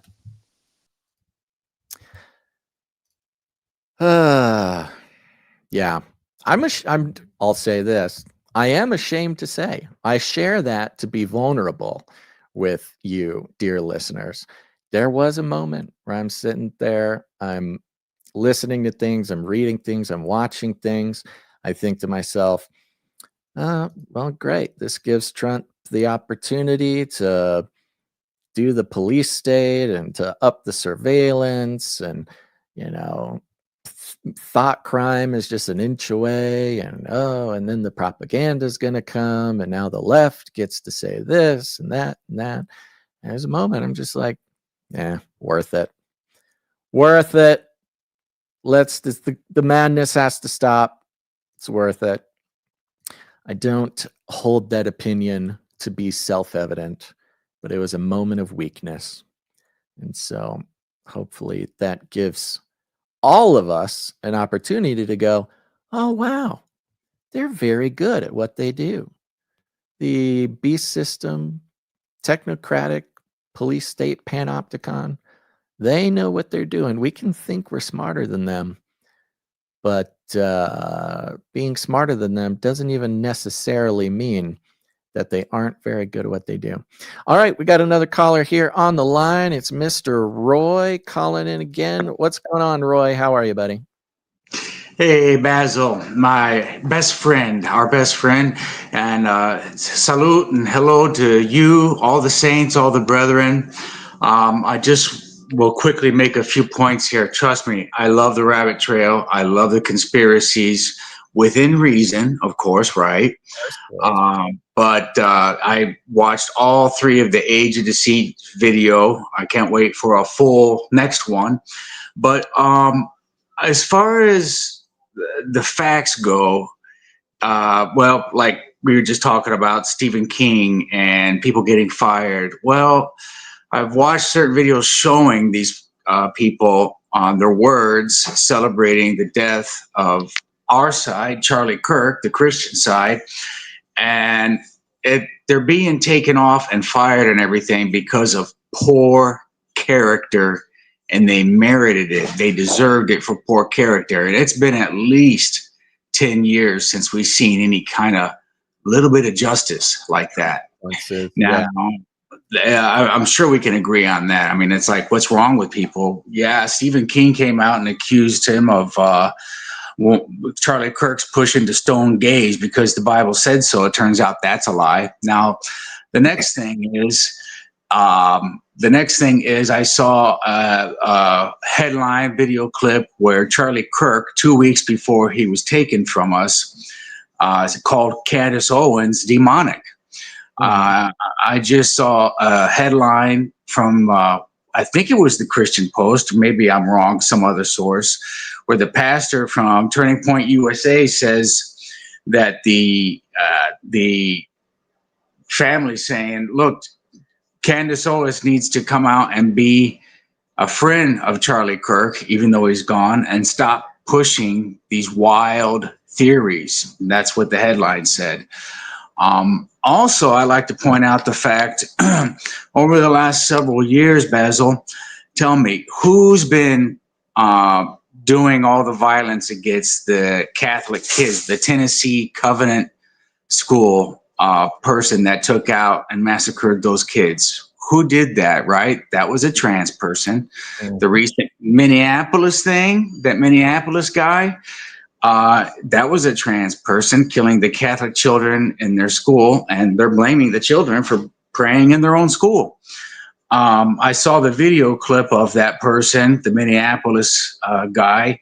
He had a video up on YouTube describing everything he was going to do, and they even showed a video clip of him at the shooting range, shooting the portrait of Jesus Christ and laughing pretty maniacally while he was doing it. And he really shot up that portrait of our Lord and Savior Jesus Christ. So I wanted to point out these things. All the violence seems to be coming from one side right now over the last several years. And I say that we are in a civil war already. Like the Lord of the Rings quote, open war is upon you, whether you would risk it or not. And it's all going one way so far, Basil. Does that make sense? Does that make any We're going sense? in one direction, that's for sure. Right. And so I just wanted to remind people of these facts and everything. And I saw a meme on Facebook from one of the conservative pages, and it's like, just when Charlie Kirk's family is trying to have some peace, you know, as they try to bury the man and everything, there's a meme of Candace Owens' face all excited doing the ooh, you know, facial expression saying Israel. So, you know, we got that going on. I want people to take a moment and ponder these things that I said, and I'll try to keep it short, Basil, and you all have a great day. I love you all the saints, all the brethren. Thank you. Thank you very much, Roy. Appreciate you calling in, buddy. Talk to you next time. All right. Yeah, you know, the Candace Owens thing is very interesting. I know that was the central point of what Roy was bringing up, but I was just trying to seek. I saw some mentions about Charlie Kirk calling Candace Owens demonic. I did find the clip, and this is the thing with Charlie Kirk altogether. The man, while he is now with the Lord and his body is here with us, has become a symbol. And one of the most, it's not even like horrific, demonic, it is all these things. I seriously have to just turn the page, turn off the thing, scroll to the next video, delete the tab if the headline is open, of mostly mainstream, but including left-wing commentators or whatever, just go off on Charlie. These claims of Charlie, and you know, I've said it before, I was not a Charlie follower. You know, you couldn't avoid him being online and being in conservative circles. He was just sort of everywhere. I think in a way, a lot of people, I think I took that for granted. Not that if he wasn't taken out that I would suddenly become like his biggest fan or anything. But one of the shocking bits about it was that you go, oh, geez, he was such a regular character. And like all regular characters online, years and years and years and years of talking, saying things, trying to process ideas out loud, being asked tough questions, trying your best to answer graciously and honestly and correctly as much as you can, claims about stuff that he said. And for the most part, every claim that I've heard from somebody on the left or the mainstream is just totally, at least in spirit, absolutely false. You know, there's the first headlines my liberal people showed me where Charlie Kirk said it was, I don't know, like an acceptable sacrifice to kill children to keep the Second Amendment. Never said it. Wasn't even in the spirit of what he said. Charlie Kirk said black women are too low IQ and don't have the brain power to live in America. Never said it. Almost entirely fabricated. And so when I start seeing more quotes, now that he is unfortunately a symbol, and symbols are used by whoever is wielding the symbol. You know, a symbol can mean two different things to two different people, oftentimes specifically because of who is using the symbol. You know, if if Charlie Kirk posts a cross, that's one thing. If Ozzy Osbourne posts a cross, that's a different thing. There are two different things being communicated there based on who's using the symbol. So, of course, Charlie being wielded by really anybody in mainstream or left-wing ideology, so far, every single time, totally false. So I have not seen this clip, but I did just bring it up just because it was mentioned, and we'll see. This was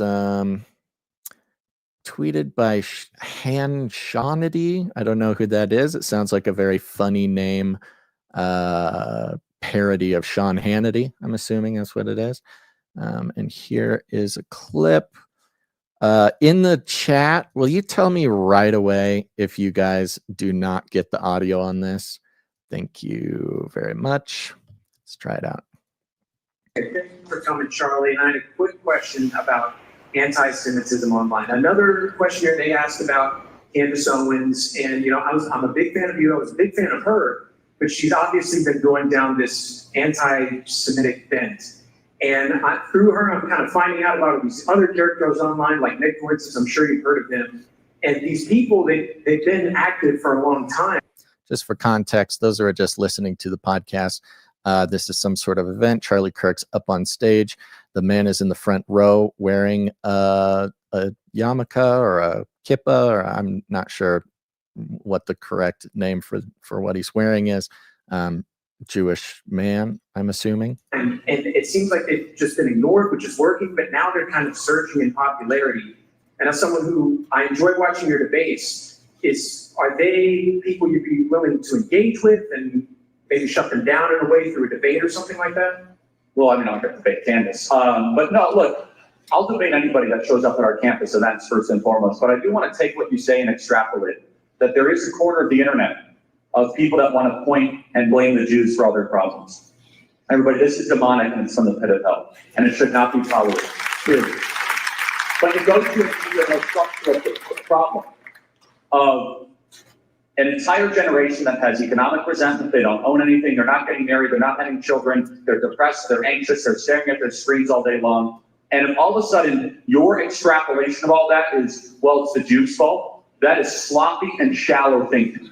And not only that, they say, oh, it's the Jews' fault. Okay, let's kind of play this out. Well, tuberculosis, that used to kill about 1 billion people, it's a group of Jewish scientists. Okay. I think I get the point here. Yeah, I don't know if I'd say he said Candace is demonic, but I would say that he is not incorrect to say that if there's a group of people who automatically blame all the problems in their life on the Jews, no matter what that problem is, there's certainly some dark spiritual forces at work there. I think that's some logic that we can all get behind.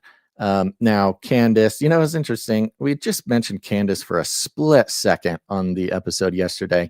I got a lot of messages about Candace and what she's been walking through. I don't know if it's fruitful for me to walk through the whole Candace thing now, but the basic things, the basic story is, as I understand it, is she pretty quickly comes out and starts sharing what she claims to have known about Charlie's state of mind and some events that happened in the weeks before his assassination, which in her words included a meeting with Benjamin Netanyahu and others to give TPUSA $150 million. He then did not take them up on that offer. He rejected the $150 million. And then, as she claims, he was under a lot of pressure about maybe not supporting Israel in the way that he had previously. And that, just extrapolates out to her suggestion that Israel may have had something to do with it. This caught on. This became a point of contention. Again, strangely enough, the same characters between Tucker, Candace, and Nick Fuentes played the clip. Nick Fuentes seemed to have come out as a voice of reason, at least in the analysis of this sort of breakdown of events here, and rejected the idea that Israel had anything to do with it, kind of out of hand. He said he didn't see any evidence for this. And he kind of said the same thing that Charlie says here, which is sort of the sloppy, shallow response to try to connect Israel to everything. It's not a good way to go. And of course, this sort of results in the pattern that I've been seeing over the past, weeks or months, where Nick Fuentes, formerly sort of anti-Semitic man about town in the dark underbelly of the internet, is sort of in one way or another, through negative attention, sort of being ushered in and presented to the young conservative men who may have followed Charlie. They need a figure to follow and have as a conservative what's the word? Not stereotype, role model, rather, being presented at that. And for Nick to come out in sort of defense of Israel, or at least if not defense of Israel, come out against the sort of assumption of Israeli involvement, is a very strange twist of fate. Forget what I was going with that. But anyways, there you go. Okay. All right. Let's see here. Got a couple more people here in the calling waiting room. Where are we at? We're at an hour and 50 minutes. Incredible. How does the time fly? All right. We've got a couple more call-ins. Here we go. Starting with Modern Day Bible Study. What's going on, Modern Day Bible Study? How are you? Oops. Are you here? Oh, you're very, very soft. Okay, how about now? There you are. Now we can hear you. I'm doing all right. How are you?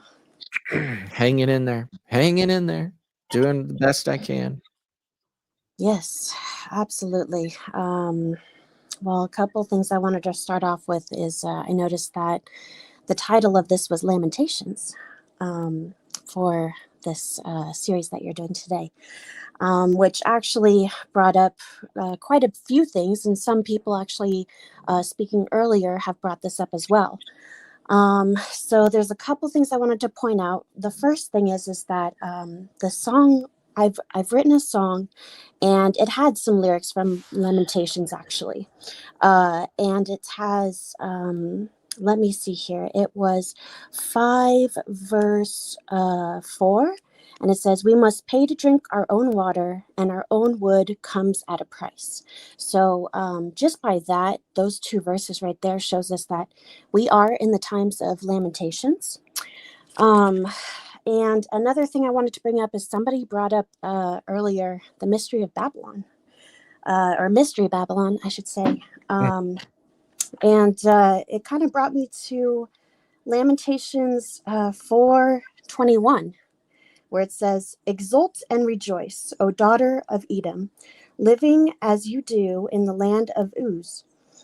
I probably said that wrong, but to you also the cup will be passed, and you will become drunk and expose your nakedness. So isn't that interesting that that could quite possibly be Mystery Babylon, which is the daughter of Zion?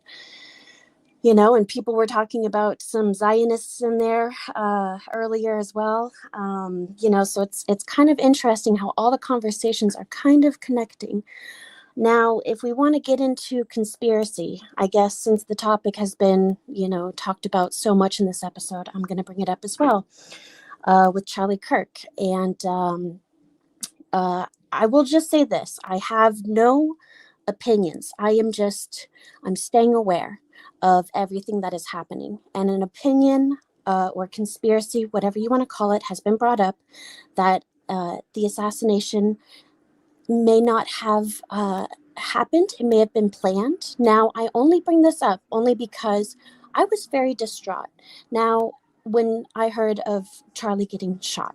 And the reason for this is because I've been researching him for about a year and a half, not fully agreeing with everything he was saying, but it was wonderful to see somebody talking to the youth.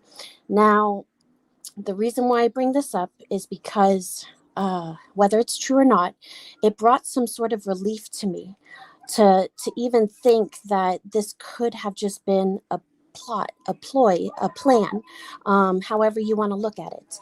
But also at the same time that he, you know, did not pass away, you know, but at the same time, even if he had passed away, he is with our Lord. He is with God. And God only knows what would happen. And so that's why we cannot worry about these kind of things. Now, the thing I would like to bring up with his wife is I did watch the entire clip of her speaking. And something got brought to my attention. She whispered a lot of different words in her speech. Now, I took note to what she was whispering, and she whispered a couple words I'm just going to bring up. One was faith. The other was Jesus Christ. The other was God. And a couple other whispers that were kind of pinpointed that I just happened to notice. And she did say that it's unleashed a beast. Now, the last thing I'm going to say is that I recently had a dream, which actually I just wrote a horror story about, and we'll see how many places it gets published on. But I don't know why I'm bringing this up, but I guess it needs to be said because as watchmen, we need to warn the people. So the dream, I will just say this, is that I was over a body of water and there was celebrations happening. And in those celebrations, they were on boats and those boats got turned over. And I was numb to the situation, not even realizing that people had died until I saw a massive wave with no wake coming through the water. And for some reason, I yelled out, "Leviathan," and I woke up. So with all of that said, somehow I hope that it connects with someone who needed to hear this. But we can't be too worried or concerned of the things that are happening on this earth, because if you do go over Lamentations, a lot of the things that are said in this is in the heavenly realm, is in the depths, is in things that cannot be explained. So we can always stay aware, but we cannot let it affect our lives or how we treat others, because that is why God was so angry with us, was because we were fixated on the earth and not in his heavenly kingdom. Yeah. Amen. Yeah. Thank you for sharing. Well, you said you had that dream. When did you have that dream?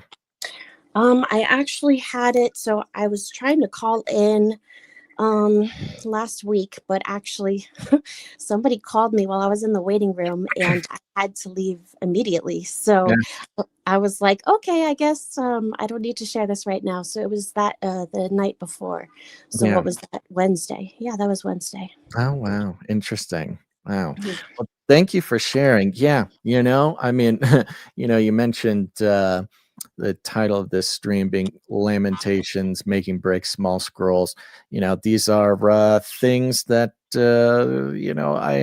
I would say planned, maybe not the best word for it, but that I sort of have in the chamber or on my mind at the time. And also oftentimes relating to Gans' Beyond the Verse, which we still have not gotten to, which I have to wait another week. Sorry, Gans, it's okay. He's off the hook, but yeah, it really is like this one big moment of lamentation. And it's not just mourning, because there is mourning and everybody's sort of mourning maybe different things. I mean, I found that, really, what am I mourning? I didn't necessarily know Charlie, wasn't necessarily attached to Charlie, but I found myself sort of mourning a world where something hadn't gotten to this point.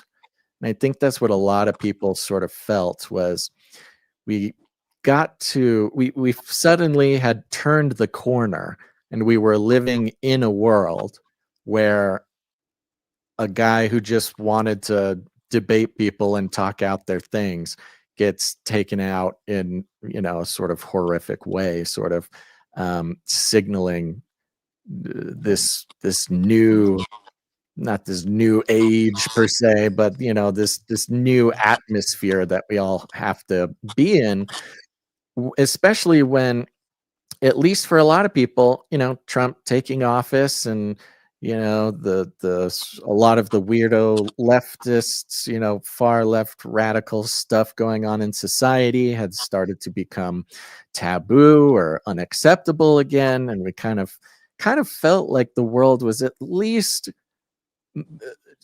if not starting to move in the right direction, at least not hurtling at light speed in the wrong direction anymore. And then it was kind of just felt like hitting a wall last Wednesday. And, Yes. not knowing, I mean, I think at best, hitting a wall and sort of standing still and looking around and saying, okay, which direction should we go? Is maybe would be a better outcome than hitting a wall and not losing momentum and just shooting off in another direction. And I think there's a lot of that sort of hoping to stop and look around and see if we can. I think that was reflected in Erica's speech. I think it was reflected in a lot of online people's response to this. And to be honest, I mean, unfortunately, while there are those who are sort of responding in a reprehensible way, in the way that you would expect them to, sometimes it's more disappointing for people to not surprise us, by their response or whatever. But to feel like we really didn't get much of a moment to stop and look around and consider what should happen next, what does happen next. But, there are times, at least politically, we can look around. There is, you look at the numbers, there's, and look, we're not invested in sort of the political numbers, but we'll look at the political numbers as at least something to help us orient ourselves as to what's going on now. But, there's a massive wave of people who might consider themselves either independent or sort of default Democrat, or, just going along with the cultural flow, just doing whatever Jimmy Kimmel tells them to do, these types of people coming out in strong opposition to, I wouldn't even say like Democrats or the left, just coming out in strong opposition of evil. Yeah. And you know, while that's not the most like sensational headline or like most exciting thing to talk about in a world where you know, basically our every day or week is defined by some sort of like world shifting event. It's these little these l- looking for these little signs that there is at least a soul running through the sort of core of normal people, that they reflects that they are children of God. They do inherently have something in them tugging them in the direction of righteousness. There's something in there inviting them um, to sort of break free from the carnal responses that so many give into. And you look at the numbers that churches are reporting of people showing up on Sunday. You look at the numbers of, you know, churches are reporting about people getting saved and people showing up and this kind of thing. It is moving in the right direction. But things always seem to get worse when God is doing his work. You know, we Yes. kind of forget this. One of the books I was spending some time in was Exodus recently, in Exodus 5. Um, I guess if you don't mind, I can just talk about this with you here. I could let you go if you need to go, No, but no. yeah, I'm actually good today. okay, good. So just because I had kind of planned about talking about this, but things, you know, when there's callers, there's callers. I want to talk to callers, but you're a caller. Here's this. Exodus 5 is subtitled Bricks Without Straw. Afterwards, Moses and Aaron. Now, this is shortly into Moses being called back to Egypt to sort of intercede for God's people and request from the Pharaoh that he let the Jews originally just let the Jews go into the desert for a few days and make some sacrifices to Yahweh. That was the original request. You know, we kind of forget this, that Moses's first mission was not to bring all of the Jews out of Egypt and set them free and bring them to the promised land. The first request was, hey, just let us go, you know, just let us go do a sacrifice in the desert. 3 days. We'll be right back. Right. And the hardness of the Pharaoh's heart inevitably leads to what amounts to freedom from slavery in this case. Now we know the Old Testament then, especially in Numbers, it takes a few generations for the Israelites to actually feel free in the way that they are expecting. And expectation is really a huge part of the Old Testament story, is Yes. the freeing of the Israelites. It's all about their expectations. Every mistake that they make, every time they grumble, every time they turn from the Lord, every time they rebel against Moses, every time, it's all them being like, hey, I thought there's going to be milk and honey around here. I Mhm. thought we were going to be free. We should be better. We should be back with Pharaoh. At least we had food.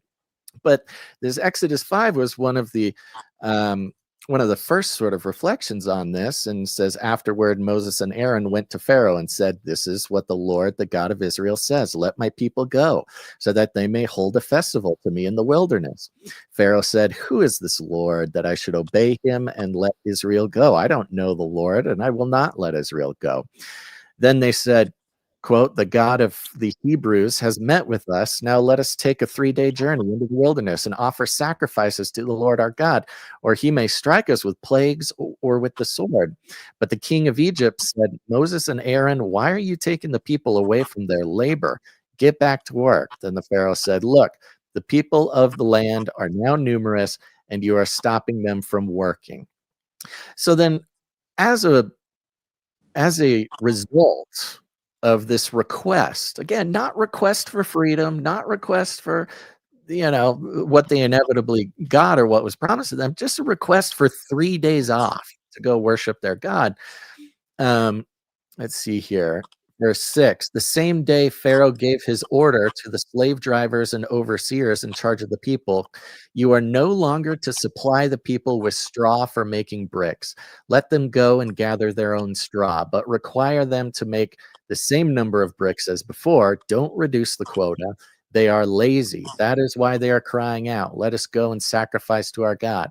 Make the work harder for the people so that they keep working and pay no attention to lies.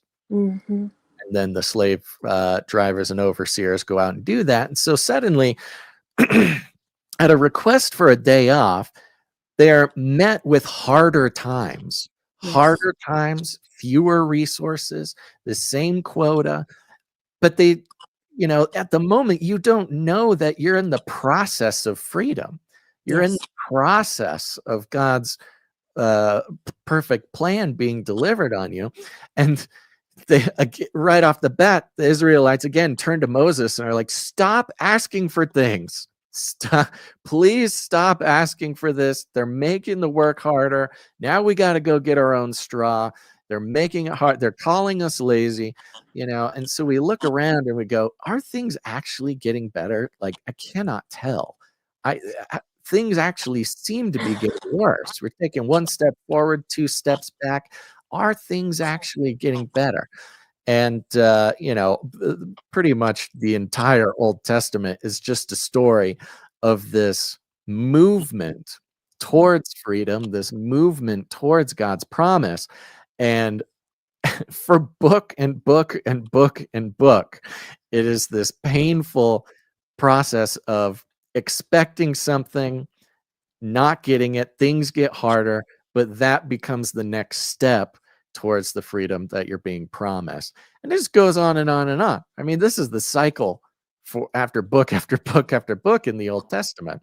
So there's some, at least both in our personal lives and in our communal life, because remember, the Old Testament is very, they had a very different view of what God was doing. It was very communal, is very based on the community, the people, God's people. Individual salvation was reflected in the salvation of all of Israel at the time. And I look around today and I go, geez, now we need to get our own straw for these bricks. Now we gotta, geez Louise, what is actually going on here? But that's what we're being called to. That separates the wheat from the chaff in a way.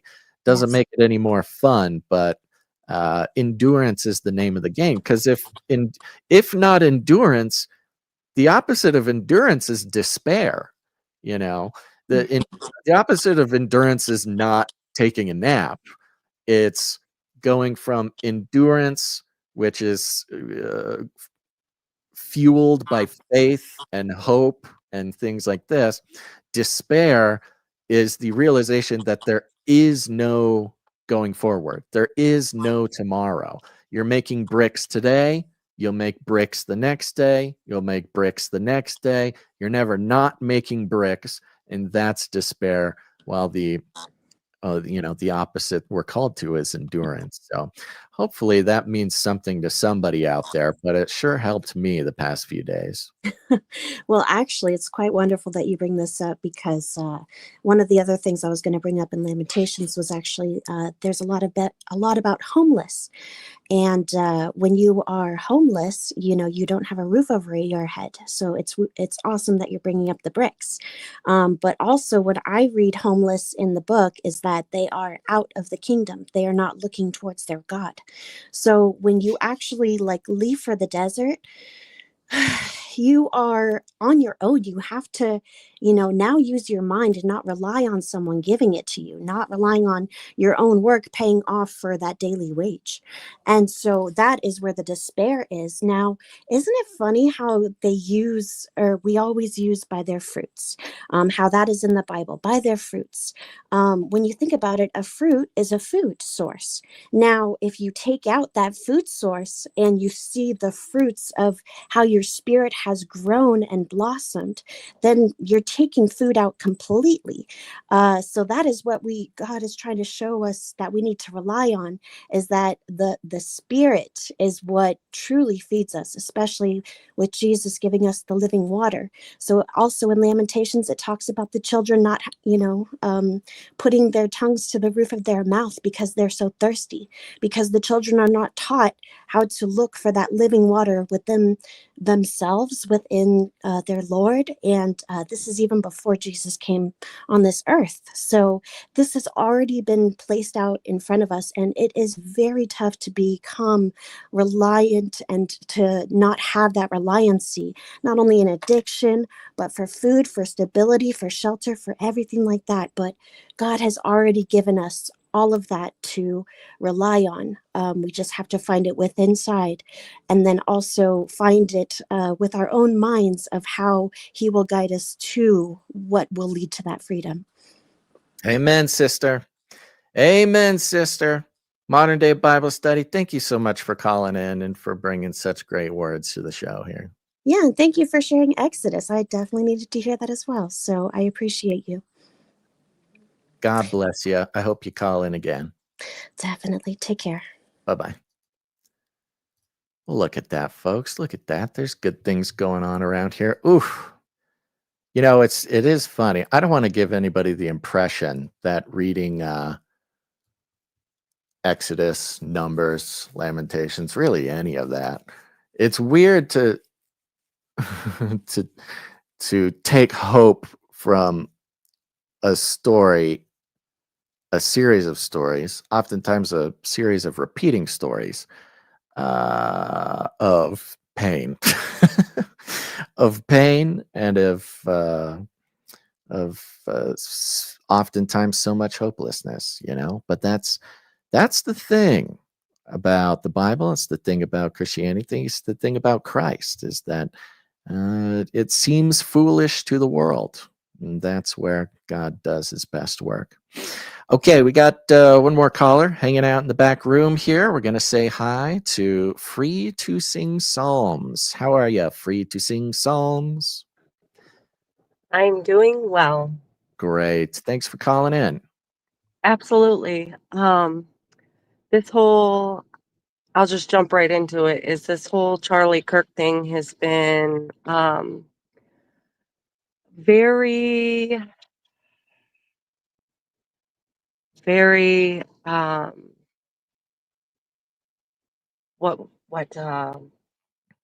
polarizing, right? Mm-hmm. With people, even just people of faith. I think that it's a lot of anger and just anger and hopelessness, right? Just being out, and I'm sorry, I'm tired today, so I'm No not talking worries. very clearly. You're doing great. But that's what I see is revival is really happening, because Yeah. this has struck so many to the core. Mhm. And some are, regardless of if they are red or blue or whatever, you know, um, are seeing just the world for what it is, that it's fleeting, and looking for truth. And, we are to judge a tree by its fruit. And when I've watched Charlie Kirk for quite a few years now, and the fruit of his labors have been good, um, you know, but I just, there is, the devil, he is a counterfeiter, right? So he Mhm. does nothing. Um, he's not creative. He just copies God, and he tries to do what God's doing. And I just see that there is because there is a revival also in the souls of those who are the wheat, right? There's wheat, there's tares, there's sheep and goats, and these times are separating them. You know, it is becoming clear who has love and mercy in their heart and who does not. You Yeah. know, the Right. spirit is really much easier to see, right? Because our reaction is different. We see these things, and I just before there is a mark of the beast, it says that God will mark his people, those that mourn over these things that are happening on the earth, that just are mourning the abominations and the hopelessness and the hate and the spirit of the world, and that he marks us. And so with this revival that is from God, there is a deception that is right at the, like wheat and tares, like sheep and goats. It looks like it sounds like it, but it's not, right? Mm-hmm. Yeah. And Yeah. that is the part that is like um very eye-opening to me. I've been praying a lot, unable to rest at night because just it's so important that we as the believers, the body of Christ, you know, do not fall into a category. We do not allow them to, we don't go right or left. We stay on the narrow path, Right. Yeah. right? Yeah. Amen. And It's to just, I that's mean, you're so right. Where it's almost hard to even put into words, but you do look around and whatever people are trying to put forward, whatever identity, whatever mask they're wearing, whatever even they themselves, think about themselves or who they are, whether they're, whatever, Christian or not Christian, good people, bad people, whatever. It's this very interesting time where no matter what somebody is, what role somebody's trying to play or what identity they're trying to inhabit, it seems like people are getting much easier to read. Like, in a way, we're all sort of fooled by who we're trying to make other people think we are. And we can think that of ourselves. And whether it's earnest or whether we're fooling ourselves or whatever, that's different for everybody. But it's getting easier and easier to look around and kind of like really see past whatever illusion people are trying to uphold or whatever mask they're trying to wear. And I don't even mean mask or illusion in sort of a sinister way, but yeah, like you say, it's getting easier and easier to really feel the difference. Maybe it's a discernment or something between the wheat and the chaff, whether they're sort of presenting themselves as holy or devout or whatever, but they just, there's this thing where you just see this nastiness, this sort of antichrist sort of carnal thing behind what they're saying. And and it goes back the other way too. It really is this sort of moment where things are being revealed and truth is being revealed, whether or not it's being sort of yeah. explicitly stated out loud or whatever. It's a great time to have discernment, tell you that much. Yeah. Right, right. It's a great time to be alive and to know where life comes from, right? Like she was saying about just the food, right? And the living water, that this is how we are nourished. Jesus is our food. He is our water. He is life. And um when we have him, right, otherwise you would be deceived. I see it's like I would be deceived so easily if it was not for him, right? He's the one um that keeps us from continuing in the flesh Yep. Amen. and really is nurturing and feeding his sheep and bringing us in. And I just pray for all of us are that do know. It's funny because I've got a son who's about to be 18, and it's really like my children, they've heard lots of different things from me for many years now, and conspiracies, they normally shrug me off or, like, oh my God, mom. And they're like, whoa, wait, mom, weren't you talking about this? And it's like, yes, I was. It's And you're only a matter seeing, of time. All will be revealed. right. And that we can, that the Lord is setting us up to not to fail, but to, um, he's bringing us in, and Yeah. it's going to be painful. And you could very well be martyred. That's persecution will go up, but that we start our eternal life now. You know, we have that now because we have him. And, as Paul would say, to live as Christ and to die as a gain. Yeah. Not that we're out here trying to do so, but we will not be, um they won't be able to, the enemy, the world won't be able to fool us because of the spirit and that lives inside of us. We are the church. All of us peculiar, weird people all over the place. We are it's not a building, not to say that churches are bad. That that is not at all. That's good, but it's us. It's us Yeah. individuals. Yeah. Now, I love what you just said. I think that's something that's so important. And I think that's a message that we should certainly make sure gets reiterated here at the end of the show. I loved what you said that we are promised eternal life. We have it and we're in it now. This is part of our eternal life. Yes, it also goes on into the future eternally, but we're in it right now as believers, as followers of Christ, as ones who are grafted in.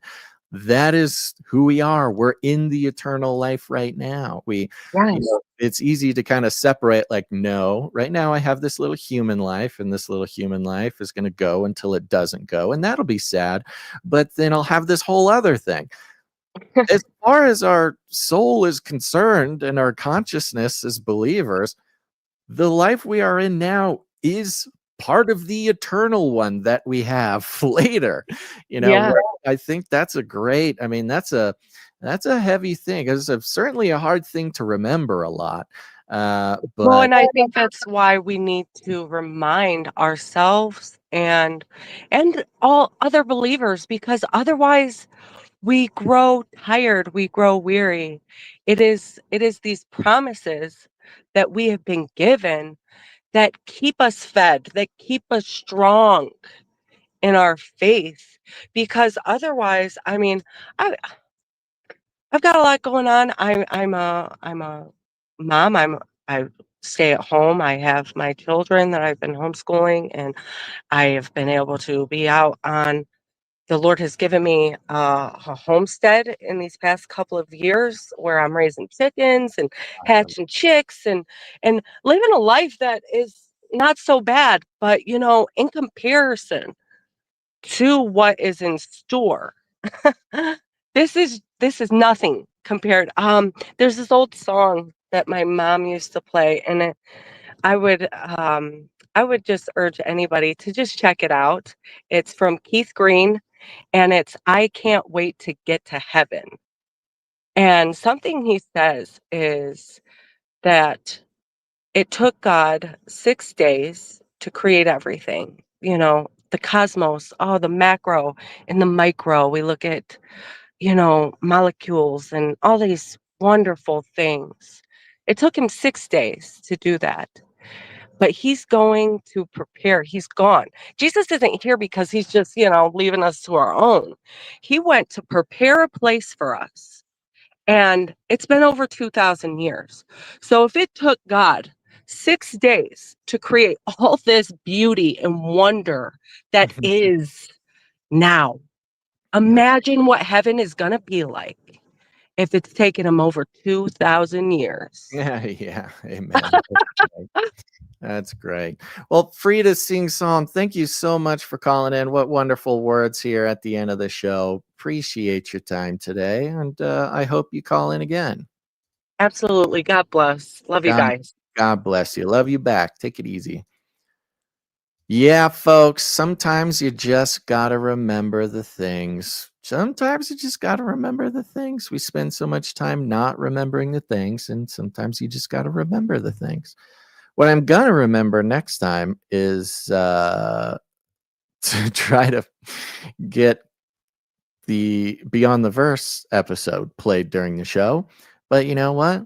God's in control around here. Sometimes, again, with times like these, what's going on, that each individual one of us living in this world that's going on around us, but in a way, each one of us sort of is an entire different world.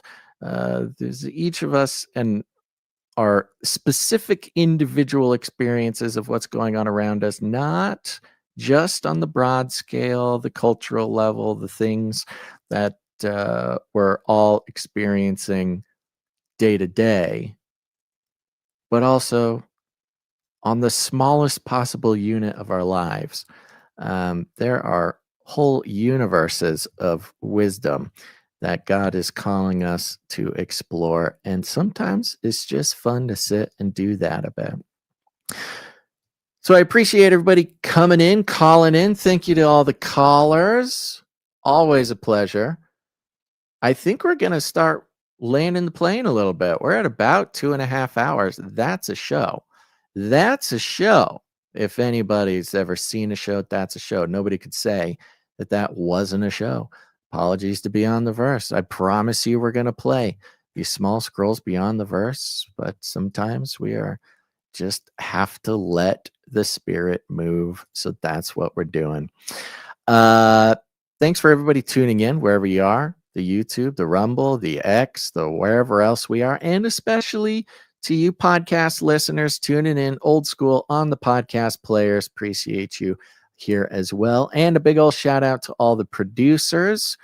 Thank you very much, producers. Remember, we're value for value, folks. Nothing keeps us alive except for the grace of God and the participation of our producers in the value for value model. It's very simple. If you get any value, if you got any value today from this show specifically, go to canarycry.support and you can support the show with your time, talent, or treasure, whatever that means to you. But we're living in the same world as you are, and we have very similar circumstances, very similar trials, tribulations, and bills.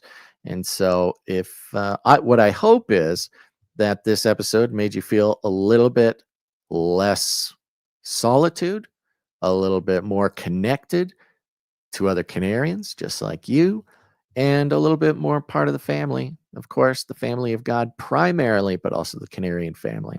So if you got any value from it, you can create stuff for us. You can volunteer your time. You can make art, music, or you can support us financially in whatever number makes sense to you. You're the one who decides the value that you receive. But it doesn't stop there. The value does not stop there. If the value does not make it to the show in one way or another, it's just a matter of time. There's a countdown timer. Because look, I ain't afraid. I'll go figure it out. I'm a clever guy. But, until then, we are devoted, commanded, strapped. We are strapped to what God has for us. And right now, that's this. So if you want to become part of the family, become a producer, go to canarycry.support. It's a blast. I promise you'll have a whole bunch of fun.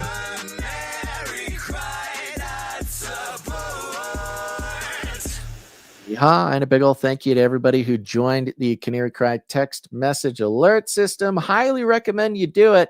If you haven't done it yet, it's easy. Just text the word canary. Make sure to text the word canary to 877-740-3226. If you don't text canary, I don't know what'll happen. Nothing will happen. So if you text canary, though, you'll get put on the list. You'll start getting texts from us before every live show, and you'll never miss one. And then you can text me back, and I'll read it on the show. It'll be a blast. It'll be so much fun. So do that. And other than that, we're going to be back on Monday for another Canary Cry News Talk. And go take the previous surveys. If you haven't done it yet, go to any Canary Cry News Talk episode lately. You see a link for the survey at the top of it. Answer those questions. Decide the destiny of the Canarium. We need you to do that. And of course, no Canary Cry Clubhouse episode would be complete without a rousing rendition of Feeding the Ducks. How are you supposed to land a plane without feeding the ducks? Remember, you're out there, you're seeing the collapse of society happen all around you. You're trying to get prepared as best you can. Prepare yourself with the skills and the know-how and the resources to become self-sufficient. The best thing you can do is feed the ducks. Make friends with those ducks now, folks, because when society collapses, the ducks are your friend. They will lead you to water. They will alert you of intruders. And they will be delicious if things come to that. That's just part of life, folks. That's why God gave us ducks. But until then, eat them. Think about it. Remember, we got to meet up in Rolla, Missouri. I don't know if I'm allowed to say it that way. It sounds racist, doesn't it? Rolla, Missouri, September 27th, 1:11 p.m. at Alex's Pizza. Rolla. Go to canarycrymeetups.com to get all the info. And if you want to put on a meetup yourself, you should. It's the only way meetups happen. Meetups don't happen without folks like you picking a time, picking a place, emailing us at canarycryradio@gmail.com, and letting us know that you will be in a time and a place and want to meet other Canarians. All right, everybody. That's it for today. Thanks for tuning in to this episode of Canary Cry Clubhouse. Make sure to tune in next time. But until then, dig outside the cage.